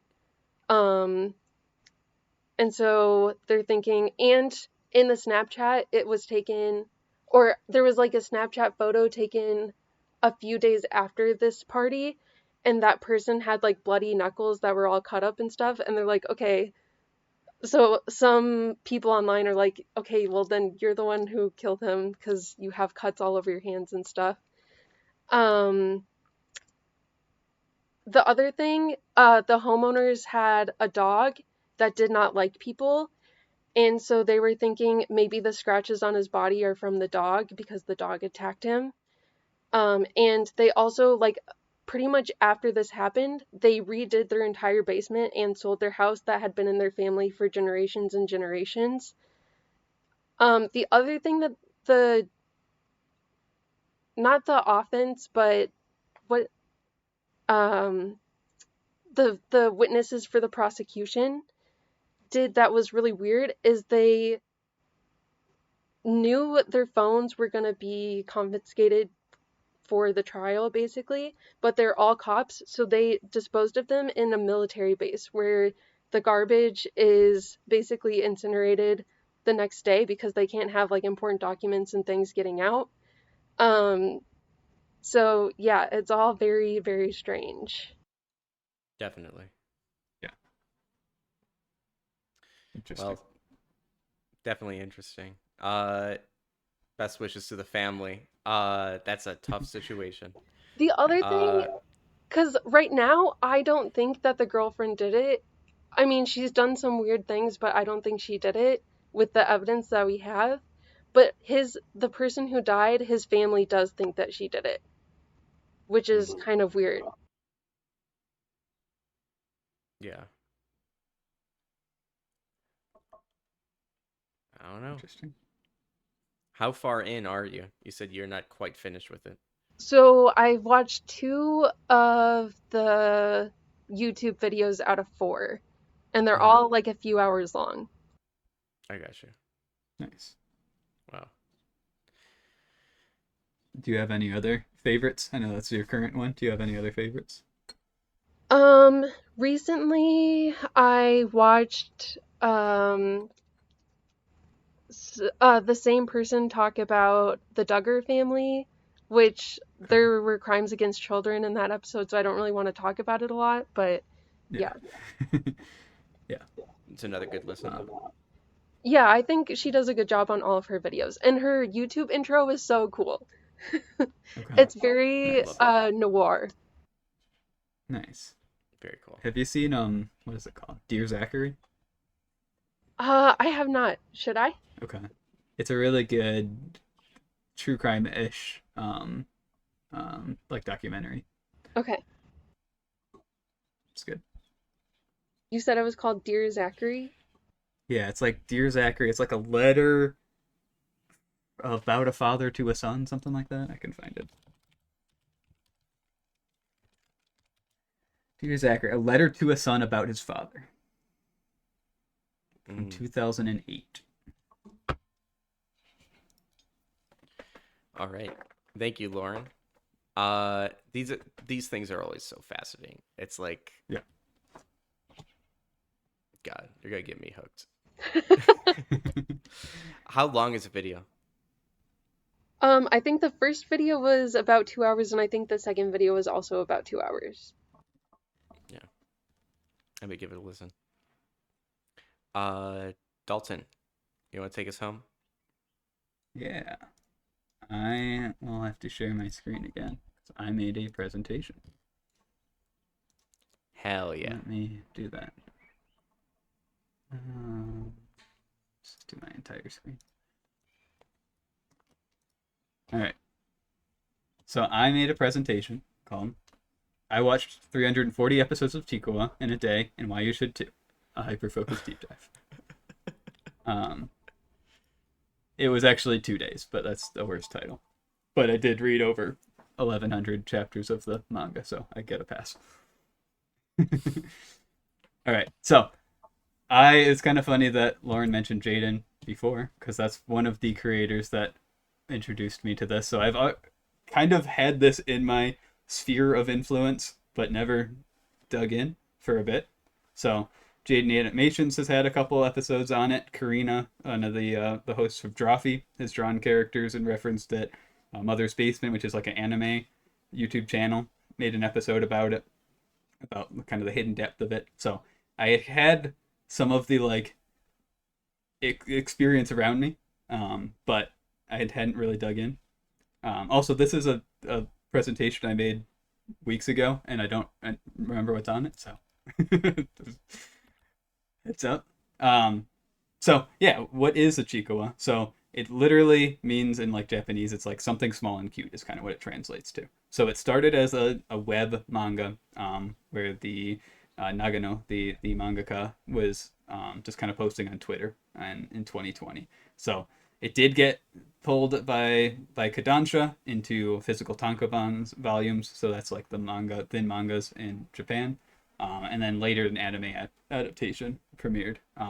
So these anime episodes, they're like 50 seconds long. These are like one-page comics. So these are really short, kind of slice of life. You know, sometimes you'll have ones going together. Sometimes it'll be a one-off story, and that'll be it. So it's kind of this just cute creature. So I've got our chapter 1 to kind of give us an example here. So I want to live like this with Chikuwa there. I want to become something like this. Some kind of small and cute creature. If someone gets mad at me, I want to cry like this and run away. When I get tired, I want to cry and fall asleep. If something makes me happy, I want to dance like this. And that's issue chapter 1 of how Chikuwa starts. So I feel like that kind of sets the table what you're getting into. It's this cute creature. Oh, I purchased a little Chikuwa in a raincoat. Beautiful. Yeah, you're getting this cute creature, but there's more depth to it that we'll see. But they also have emotions and cry. It's not just cuteness, which is cool.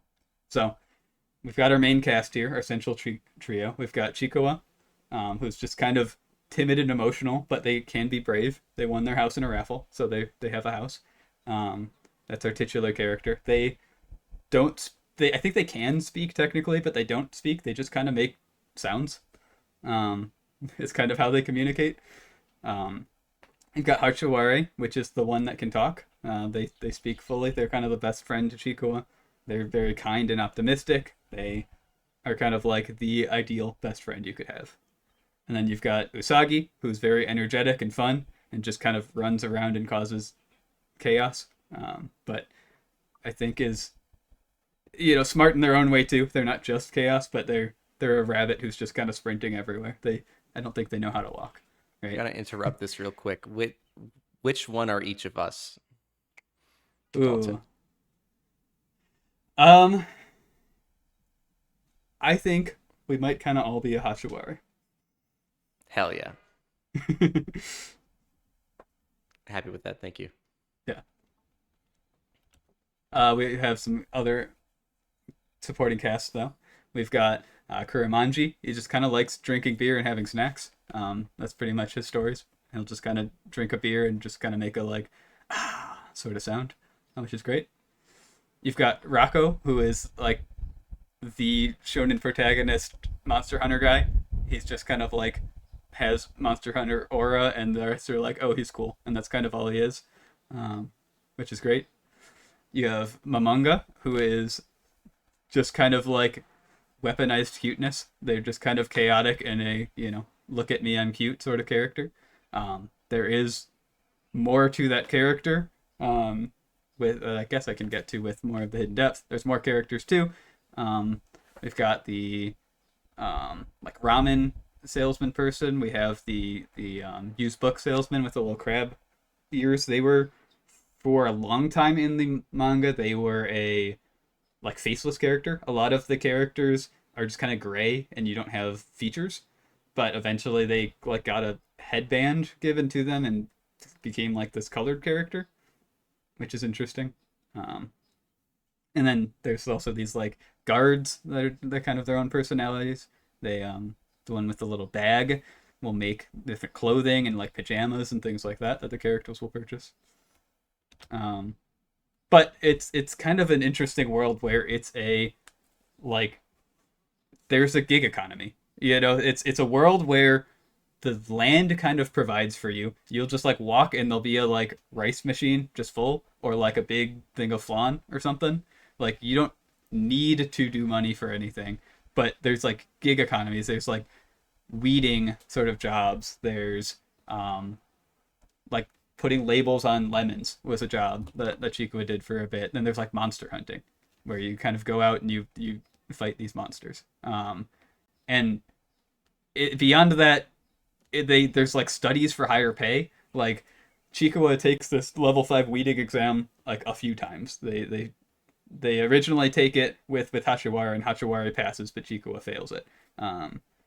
And then later Chikawa studies with the help of their friends and things, and takes it more, and eventually, I think pretty recently, in like over the 1000s level of chapters, they finally did pass, which is cool. But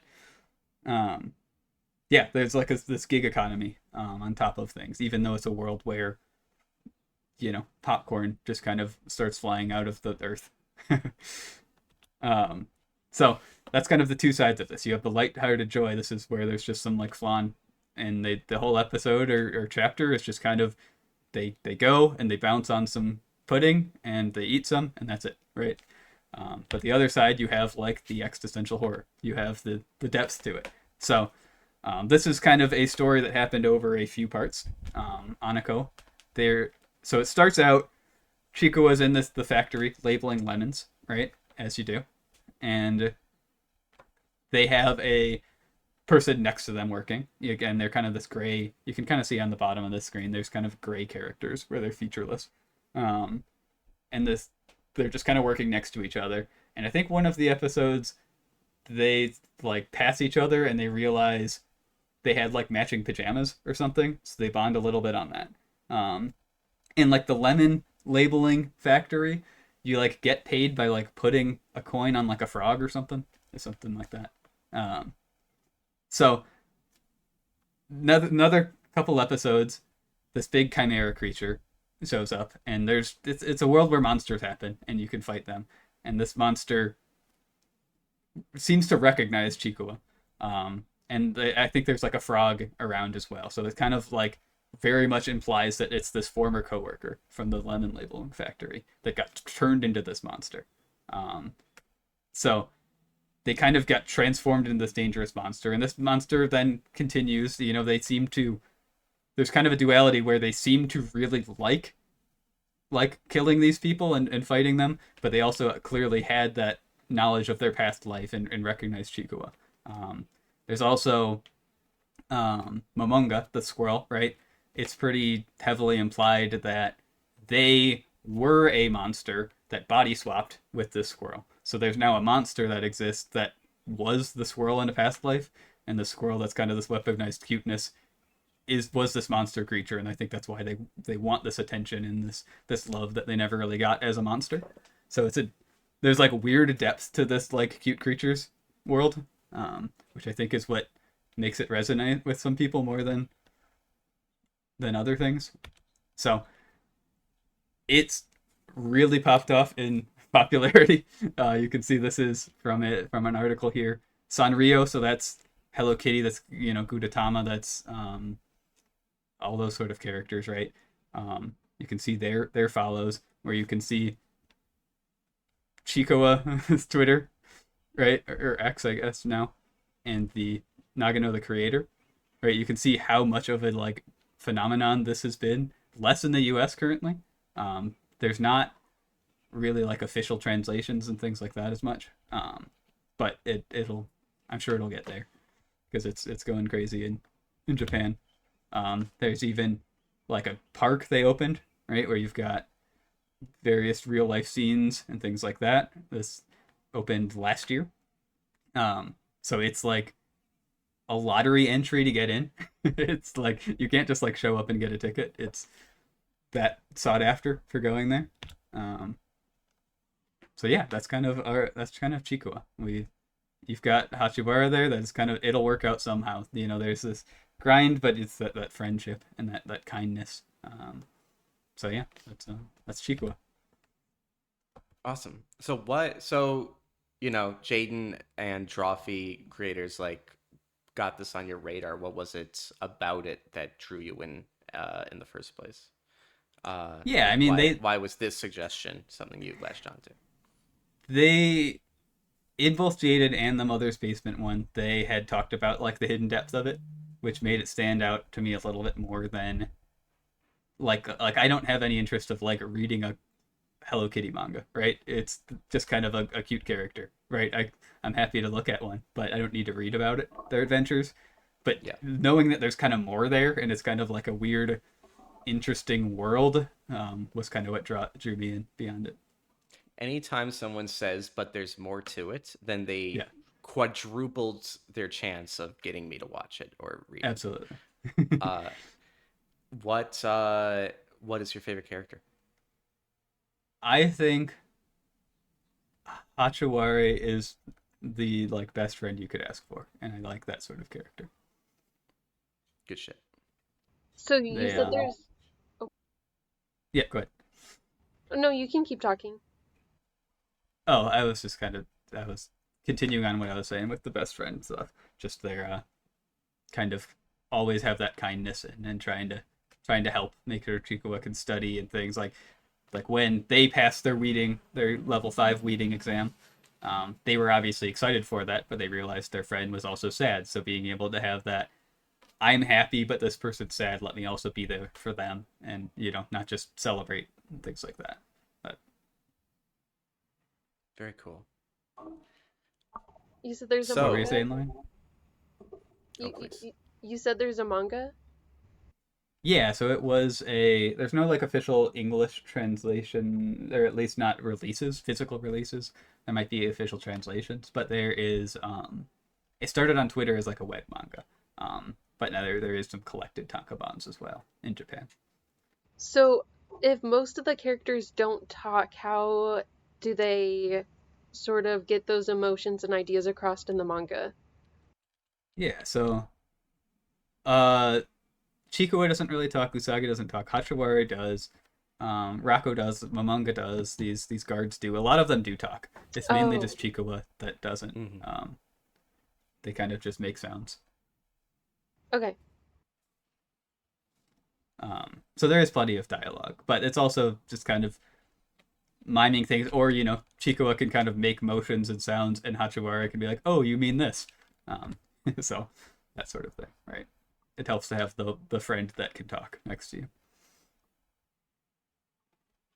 And with that, we wrap up the I did also ADD. Oh yes, please. Draw our little rat guy as a Chikua. Oh yeah, your art. Cute. Let's see it. Oh, cute. Sweet guy. I love our rat mascot so much. So is this the version we put on a t-shirt? That guy? I think I still like, there's something about the original one. Definitely. That really does it for me. It's that very specific, like, sketched in the like margins of a, Yeah, it was one take. Yeah, one take, exactly. That wraps up our checklist. What would you give having an interest as a score, Lauren? A plus. Yeah. And what would we I don't know. What are we What are we grading here? grading? What, That's a with your great assignment, question. Tommy, you tell me. No, no, no. It's never been fully up to the one person. I don't know. Are we It was more grading about the having a mental assignment. illness? Are we grading I think we doing said these activities? Are we grading how much these activities helped? What are we? good question. I think the original pitch was having ADD, which I don't know if that has anything to do with anything we just did. Uh, but we also could grade, like, you know, mental health care, self care with mental health. I don't know. There'd be very different grades, so we have to. They would be very different grades. Lauren, what do you give as a letter score for having ADD? I'm withdrawing from the class. Yeah. That is fair. Uh, yeah, the letter grade probably not the point for this one, but the I don't know, Dalton. It's the Where corner are we you painted leaning? ourselves into. Yeah, yeah. It is. This is unfortunately the format. So, I think where it's I funnier to grade having the mental illness. yes, I agree. Let's do that one. Especially funny at the end of this, where we just talked about a lot of things we sincerely loved and Yeah. love. And like how we found a lot of great things for this to maybe be our lowest score. uh, I personally don't give ADD a D or an F because I do Yeah. think that the hyper focus thing, when it hits, does hit like a superpower. And I think in that's a world that was structured differently, I would enjoy it. I think mhm. in the world we have, it's very much built for not my brain. Yeah, that's definitely true. I'm gonna say C minus to D plus, so like a flat 70 for me. Yeah, I think it's not in the same letter grade as Dragon Ball Evolution. I don't think. Yep. Yeah. Two comparable things. Yeah. Uh, I think there. let's put it at C minus. Does that sound good to you, Having Lauren? if you I open it up to agree having a with mental whatever you illness, guys want. Perfect. Perfect. Uh, all right. all right, C Yeah. minus. Put it up on the board. Put a put a new tagline under Dragon Ball Evolution. Worse than mental illness. Yeah. That's so funny. Put it on the box. Put it on the box. Let's see. Do we think we could get this conversation on on the book done within the 4 hour mark? Uh, I feel like we could. I've got a lot to say, but a lot that can be said concisely. Yeah. I think we got it. All right, Dalton, you want to set us up? Yeah, so as we've already kind of mentioned, this podcast kind of came out of us having a book club of sorts.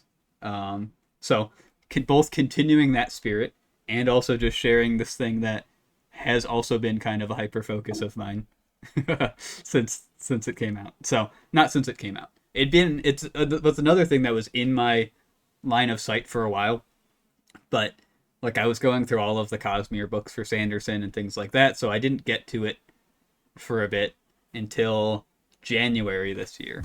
And I know I said it before, but I'll get the exact dates of when I started and when I ended.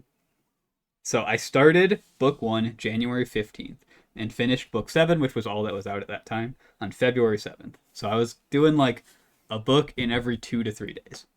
Wow. So it kind of, was a hyper focus for me when it came out. I was really enjoying them.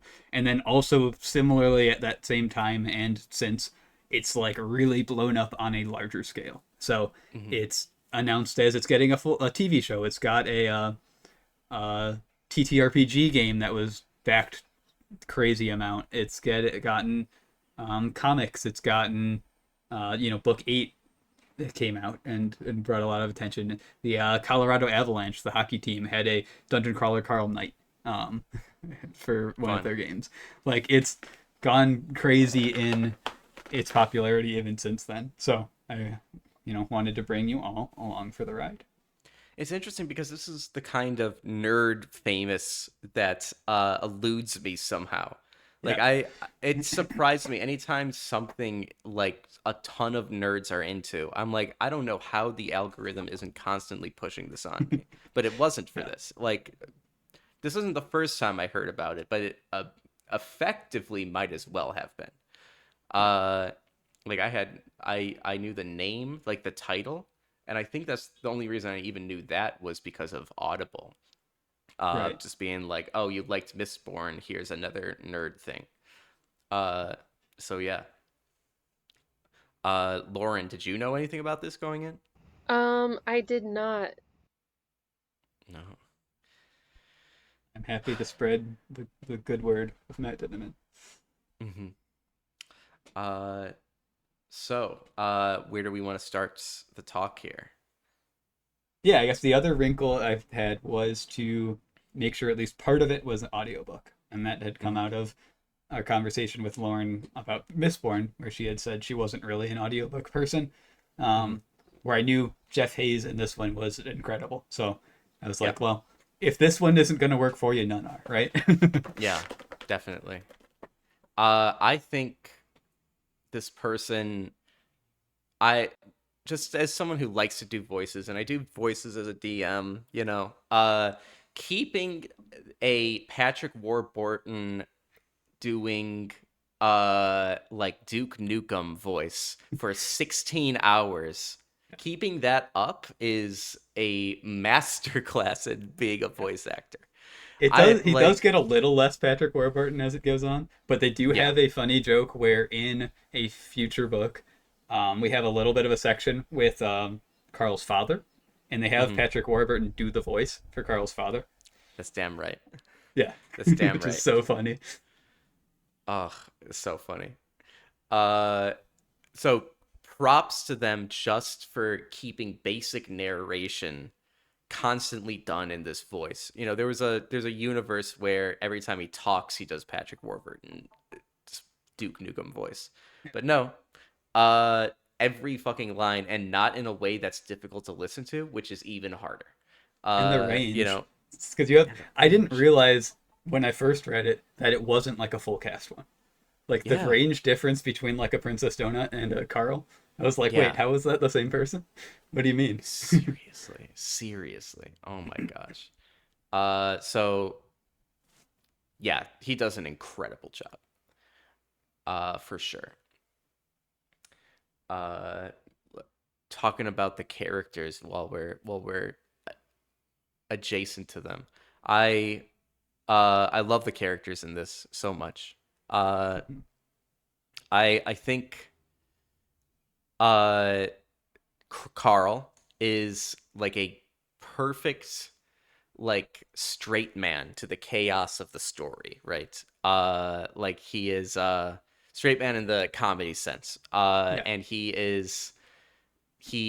even though he can kind of be a jokey, goofy, like in a pessimistic way guy, there is still this like sense that he and like some of the other like regular humans are like the only normal people. Like especially contrasted to Princess Donut, who is like Yeah.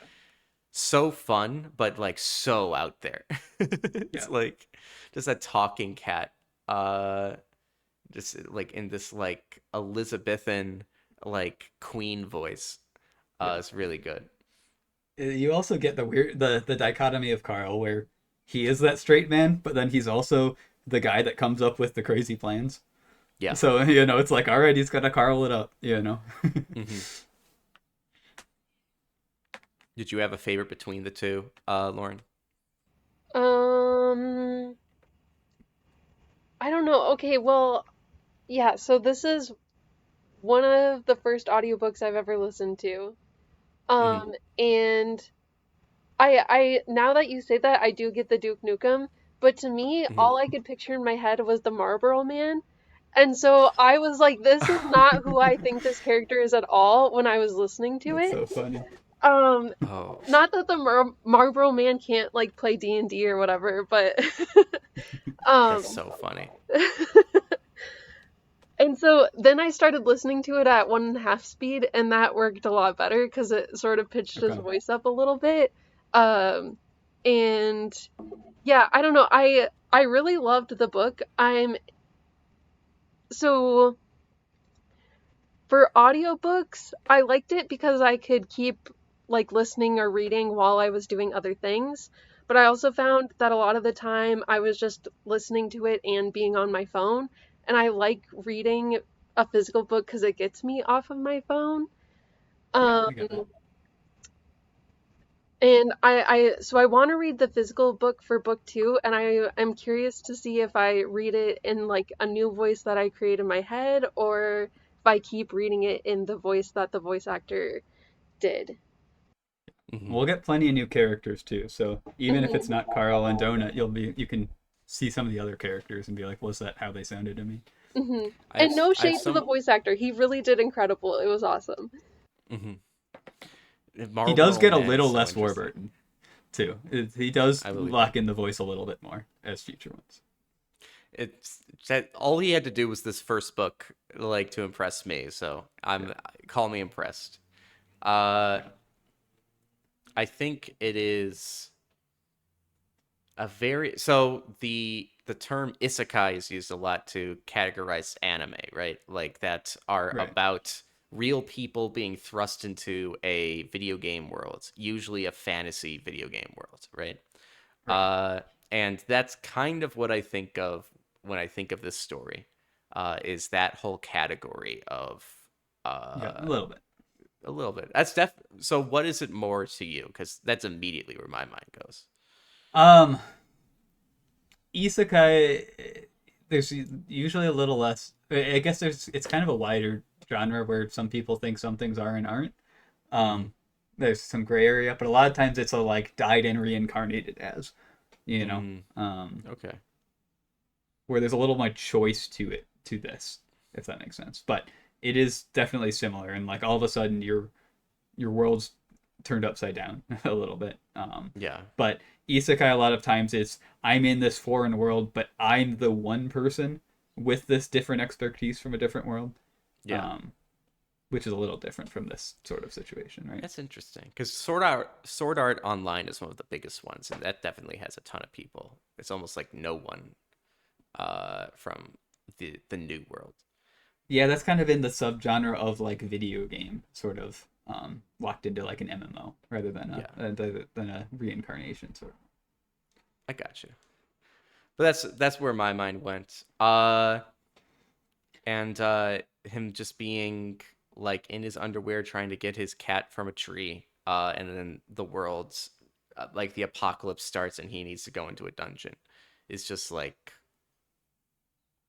all right, quite a start. That's our first chapter.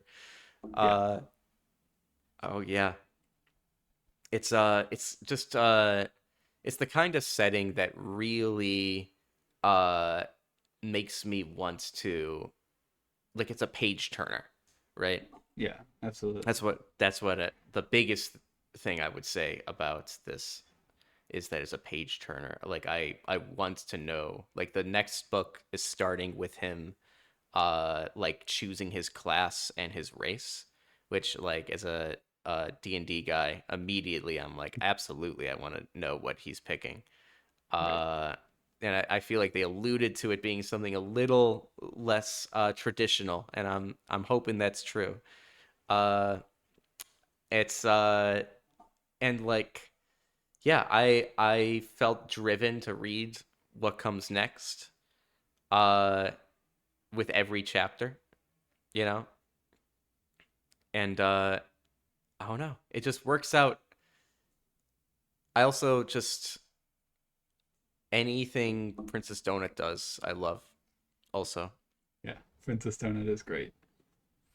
yeah. That's really funny. I found her very annoying at first, but then I grew to love her. I think she's meant Yeah. to be. I think that's the She's meant to be 100%. annoying at Yeah. first, and you're like, Yeah. wait, why do I love this cat?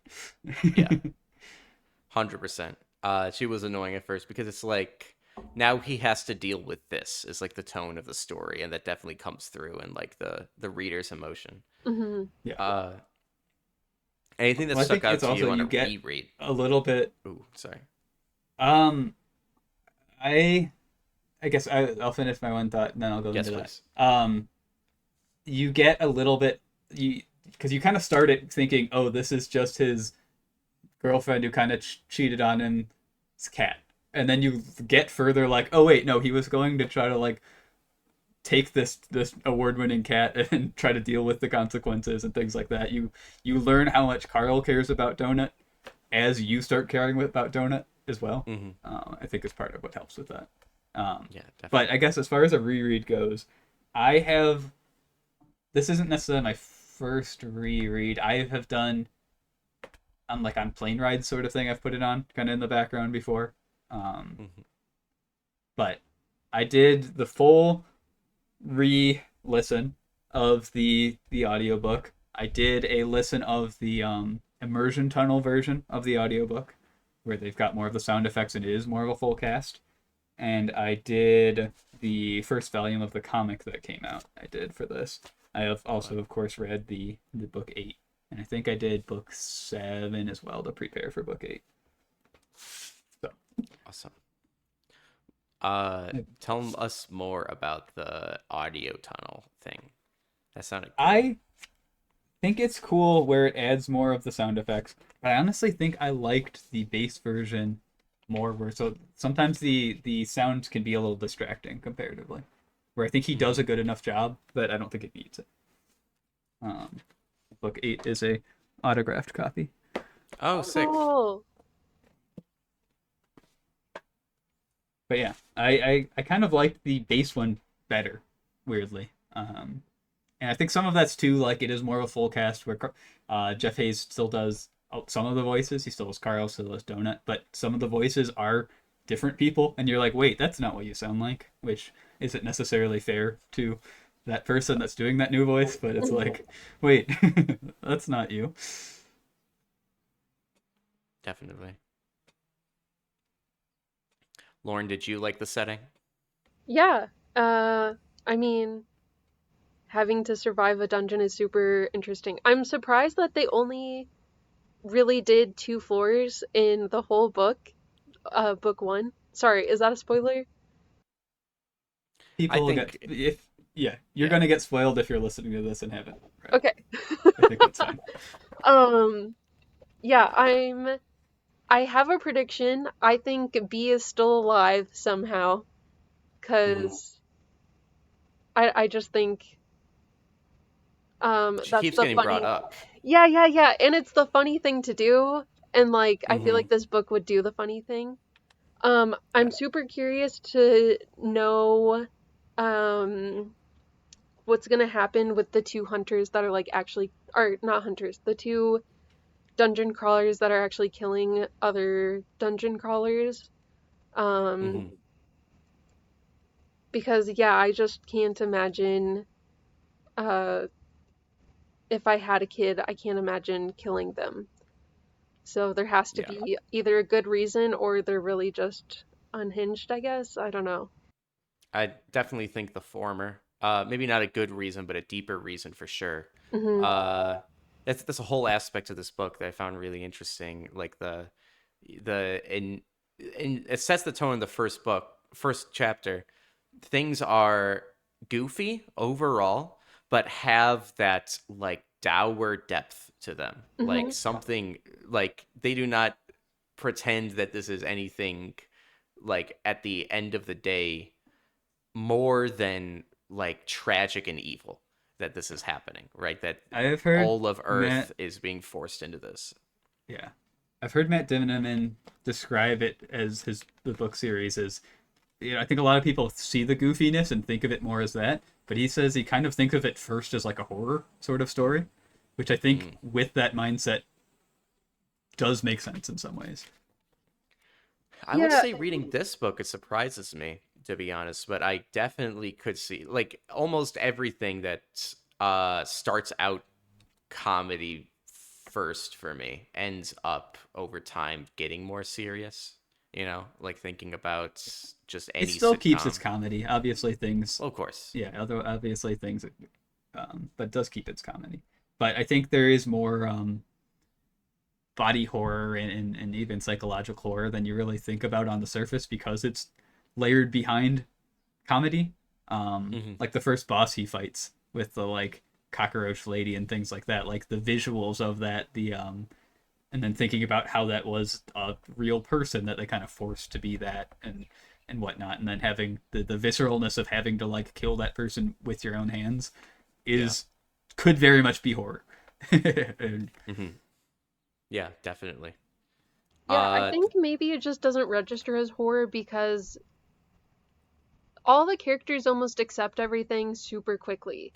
Like, it's kind of like, oh, I wandered into this dungeon and now I have this AI like telling me the rules and I guess I sort of have to do this. And I mean there are like a few points in the book where he gets very upset about the situation, rightfully so, of course. But yeah, I just feel like I don't know if it's like a survival instinct, like I have to keep going, and that's why there's no real acknowledgement of, I mean, not no real acknowledgement, there's very little acknowledgement about what's going on, and um, yeah. yeah, I think it's also a survivorship bias where this is both the group of people that agreed to go into the dungeon and then also the subgroup of that survived enough to be Hmm. seen, right? mhm, I think that might be part of it too. definitely. There's also like a darkness, like a reality to it that I think is really like they do not shy away from like the implications of like everyone on Earth could be in this situation, right? I mean, Hmm. they are, and for most of the book, they are kind of in charge of these like uh former residents of a nursing home, and it's just like as vulnerable people as you could get, and not who you place in a you know dungeon crawl ideally at all. It's just like really this is what another thing that stuck out to me, those two people, they were ice, weren't they? Like didn't they say they were? That's what they said they were. He Mm, doesn't know. He feels like they felt like cops, but hmm. they, you don't know what was true and what wasn't about their backstory. I still think like even when this book was written, I think that ice has a certain Absolutely. bad connotation today, It's like very think about earned. the cops you But don't even like then, and turn it up to a to a level. yeah, exactly. So very intentional button to hit there.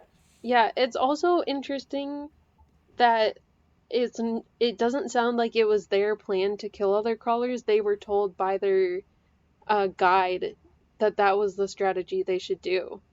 Yeah, I thought that had a lot of depth to it. The idea that like a different guild had different instructions for how to succeed in the dungeon, right? Right. Almost certainly intentional for like the overseers, or what's the term, Dalton?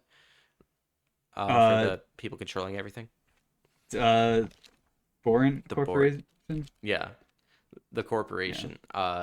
Almost certainly they're like, we need different types of characters, so we're gonna make sure there's different types of guilds on level one. And it's just the whole thing has this like twisted, like gladiator subtext too, like this we're all doing this for an upper class that is like cheering as they watch us bleed and die. Yeah, Yeah. it's very Absolutely. Hunger Games-esque. Mm-hmm. Um, but it's also interesting that where the Hunger Games is like, uh, you know, kids have to participate in this game of death so that they can sort of, the government can quell rebellions and also boost the economy where there is a lot of wealth.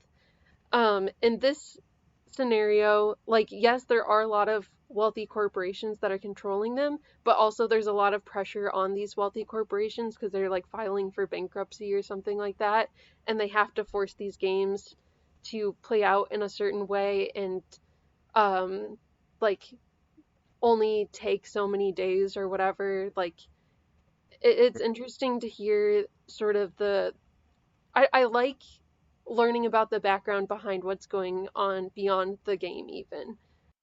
Hmm. Definitely. Yeah, the world building and the implications for like the machinations behind the scenes. It's all very interesting. Hmm. I Yeah. do want to learn more. Yeah, and then you have like the the floor 9 where there's kind of the wars going on, and you get the implications that like the family that also that he had the interview with the Hmm. glurp glurp guy, um that family That also is on that floor 9 fighting and often winning that faction wars. So hmm. Yeah. Uh there's participate, these rich are also participants, with cheat codes on, but participants a little bit, and yeah, a not lot of just foreshadowing, a lot of yeah. Chekhov's guns. Oh yeah, Uh it's Chekhov's arsenal. for real. I that's one thing I think they did very well is the way this book called attention to things that and abilities that were uh like acquired in the game and then later used them. Like very like just from a writing perspective, like this is so dorky to be interested in. But it's just hard to be like to do that as consistently as this does and not have people go, wait, where did that come from? Constantly. It's just, it helps that every time someone, like Princess Donut puts on like a magic item and is like, well, it's pretty. And like he panics because he finds out it means she has to like be the last one standing in like this blood feud. Yeah, It's it's like like, purple's my color though, so yeah, it makes you remember, right? yeah. And they pull it off consistently, time and time again. Just Yeah. a very well written book, you know. I can't deny that.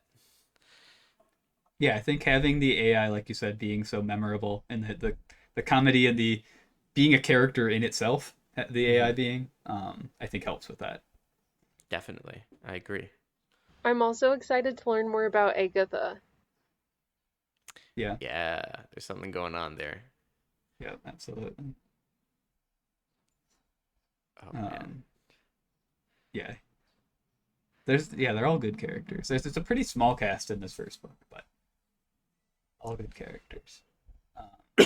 I feel I like you even get a like. lot Mhm. of. Oh, go ahead. No, no.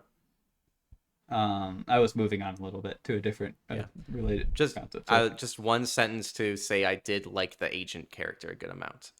Just to feel like they had one capable person on their team, even if that's, even if she has her own goals, she's on their side for now. I liked having that. which That's character? Like Zev, the Zev. I in think the like the fish woman. yeah, Zev. Yeah, Yeah, and Zev gets reprimanded too in kind of the middle mm-hmm. there. Yeah. Kind of shows that upstairs things aren't always happening perfectly for people either, right? Yeah. Who knows what Um, reprimanded really means, right? right. Yeah, I think it's so funny that Zev and like the thing that like cooled off the character and it's like, oh no, they're on your side and relatable is like bonding over like television Gossip Girl. shows, Gossip Girls, and Yeah, and things. I loved that. That Teaching was. Donut what fan fiction is. Oh my gosh. Um, yeah, yeah. I feel like there's a lot of setup, and kind of once you get the point of Bengals hat guy, that he's in the hallway. I feel like that's when they just kind of put their foot on the gas and the book Yes, kind of, completely. you know, you don't really, I can't really put it down from there, sort of thing. Definitely, I agree. Uh, Um, anything else we wanted to touch on before we wrap up our segment here? yeah, I mean, I guess I like that at its core, a lot of the philosophy is, I got the quote here from Carl. It's, if we get to the point where we don't help each other anymore, that's when we stop being human. I like that Hmm. that's kind of the philosophy. It's not necessarily, it's leading with kindness, but it's that empathy is kind of the key there. You know, obviously you want to survive on your own, but the second you don't help the elderly people, even though it's not for your best, survival and things like that, is the second you lose that humanity, and that's kind of the core. You don't want to lose that humanity, and because then the corporations win, right? Yeah, I like that. That's kind of at the core. I agree.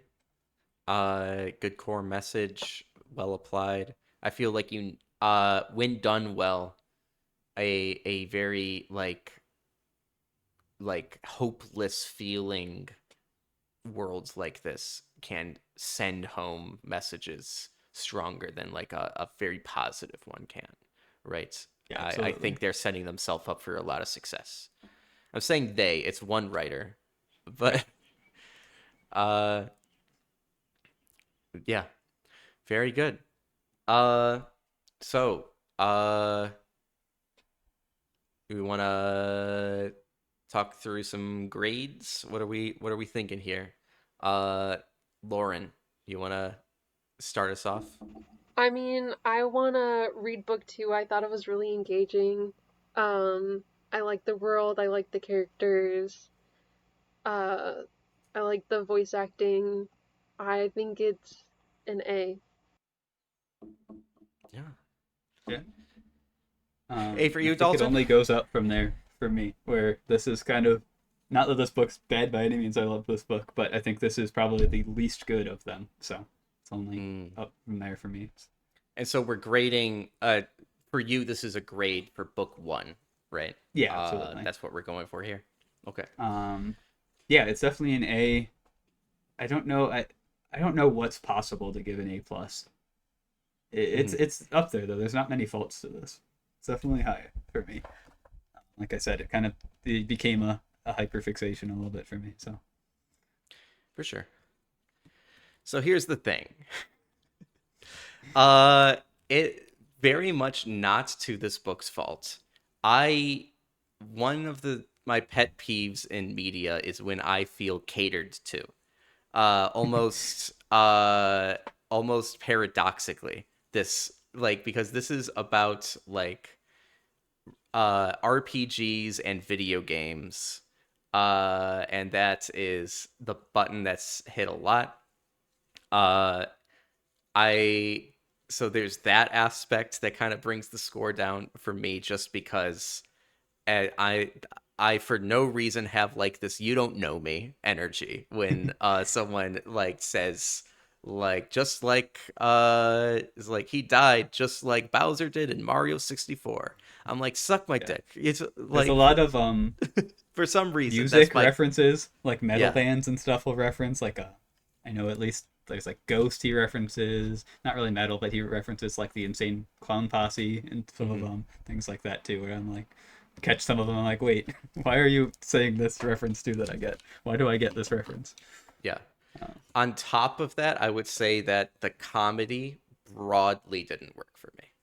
really? Which, yeah, I would say that Princess Donut as a character works, but Okay, there's anytime they went crude, it didn't work for me. I Uh, can see that. and they go crude a lot. Uh, Overall, I think for me, it's gonna be like an 80, like a low Okay. B minus. Wow. So this is our first time that Dalton and I have a significant split. No, Uh, that's all good. yeah, I Um, would say despite I would actually say that if it was me suggesting this, if this grade was to reflect whether or not I would suggest it to myself in the past, I would say like a C or C plus. It's like this just isn't for me. It goes higher because I just know it's well written. Like Right. I like there's a abstracted out respect I have for this writer, right? So yeah, where does that put this? If we have two A's, we have an A and A plus and So a to B you, this is minus. lower than Stranger Things, lower than Stranger Things season 5, part 1. Yeah, yeah, Interesting. yeah. We don't have to agree on everything, man. No, absolutely. For me, yeah. So let's see. So this is put this B plus or A minus. How strong is your passion for it, Dalton? I think this is good. I think if we're grading just book 1, like I said, I think the others are better. I think we get into a lot more um, of the world, I guess, let's say, without spoiling things, that I think is interesting. Okay. I So, will say I agree with Tommy. I don't think that the comedy really worked for me, so I don't really think of it as a comedy. I think it's more of an adventure yeah. No, I or like understand. I action. do agree with that to an extent. I think a lot of the AI comedy does work for me, but I do agree on the crudeness, some of it, like the the foot fetish comedy of the AI and things like that. I do understand where you're coming from. Yeah. Um, I do like a lot of the jokes of the AI though, and Yeah. things. So I think a lot of that comedy does work for me. Um, There's good stuff in it. yeah. So Lauren, I know you were saying you were thinking you would want to continue the story. Tommy, you don't have any interest in continuing it at all? I I might do book two at some point. That's the thing. So like this did Yeah. kind of get its claws in me, despite Yeah. it all. But it is definitely a curiosity driving it more than anything like deeper than that. That not to Right. discount curiosity. That's still an achievement. That's still a lot to get from me. But yeah, I'm not I'm not really showing up for more than they have set up a lot of mysteries, and I just am the kind of person who likes to see mysteries resolve. Right. It sounds like if you guys are both A and I'm a B minus, this is probably in the A minus category. So Dalton, I'll let you with your passion. How much do you cancel this out, and where does it fall among those A minuses? I'm looking at our B pluses. I think it might make sense for that range. Mm-hmm. Um, so our B pluses right now, we have Stranger Things season 5 part 3, which I think is too high. We have Street Fighter 6. We have Hunter x Hunter. We have Monster Hunter World. We have 100 meters. We have Unite Competitive Pokemon Worlds 2025. And we have Preparing for Oscars. I think it could be in that range. I don't know where though. Yeah, I think it could get pretty high in there, uh, because you guys liked it a lot.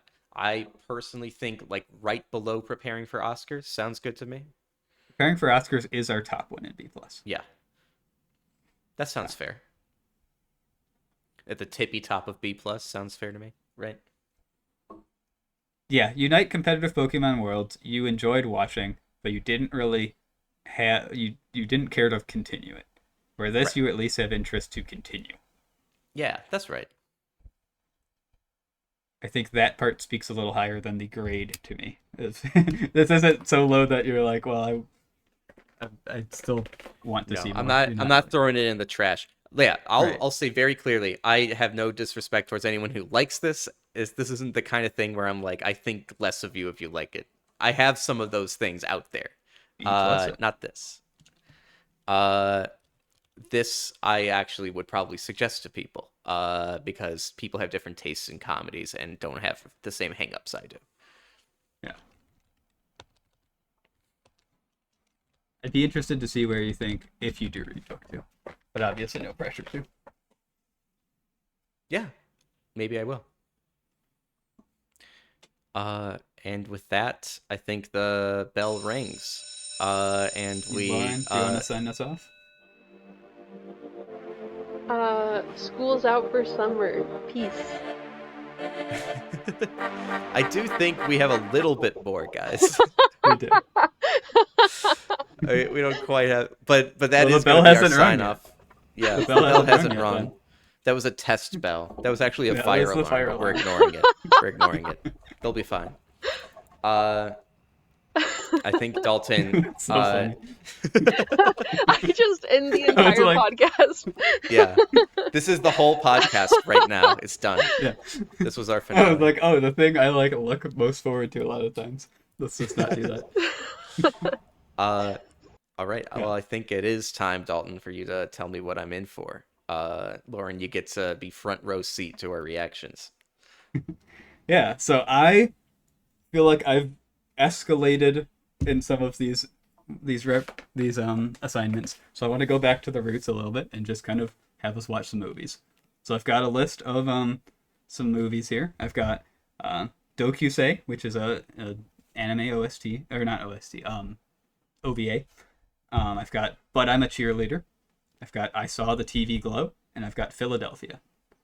Okay. All of these relate in some way to Pride Month. So Awesome. in various ways. So In various ways. I'm sounds great, Matt. I'm very excited to hear what you guys have to say about But I'm a Cheerleader. Gotcha. All right. I have seen none of these. I know nothing about any of these. But I love some movies. I There may you go. watch one of them this weekend. Alright. And as for me, hey Dalton, Yes, sir. did you ever get into like boarding or like, BMX or like any of that kind of stuff? I skateboarded a little in, let's say, grade school. Okay. I did ripstick. Somewhere, Brendan, our mutual friend, his ears are ringing. Because I did that with him in like middle school. I think it's the nerdiest, least cool way to board. But I did do it.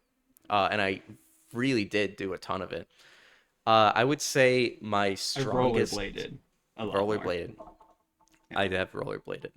My strongest memory of like any of these kinds of things is definitely a game called Jet Set Radio, Okay, yeah. which is the kind of game I have an affinity to, even if I don't consider it one of the best ever.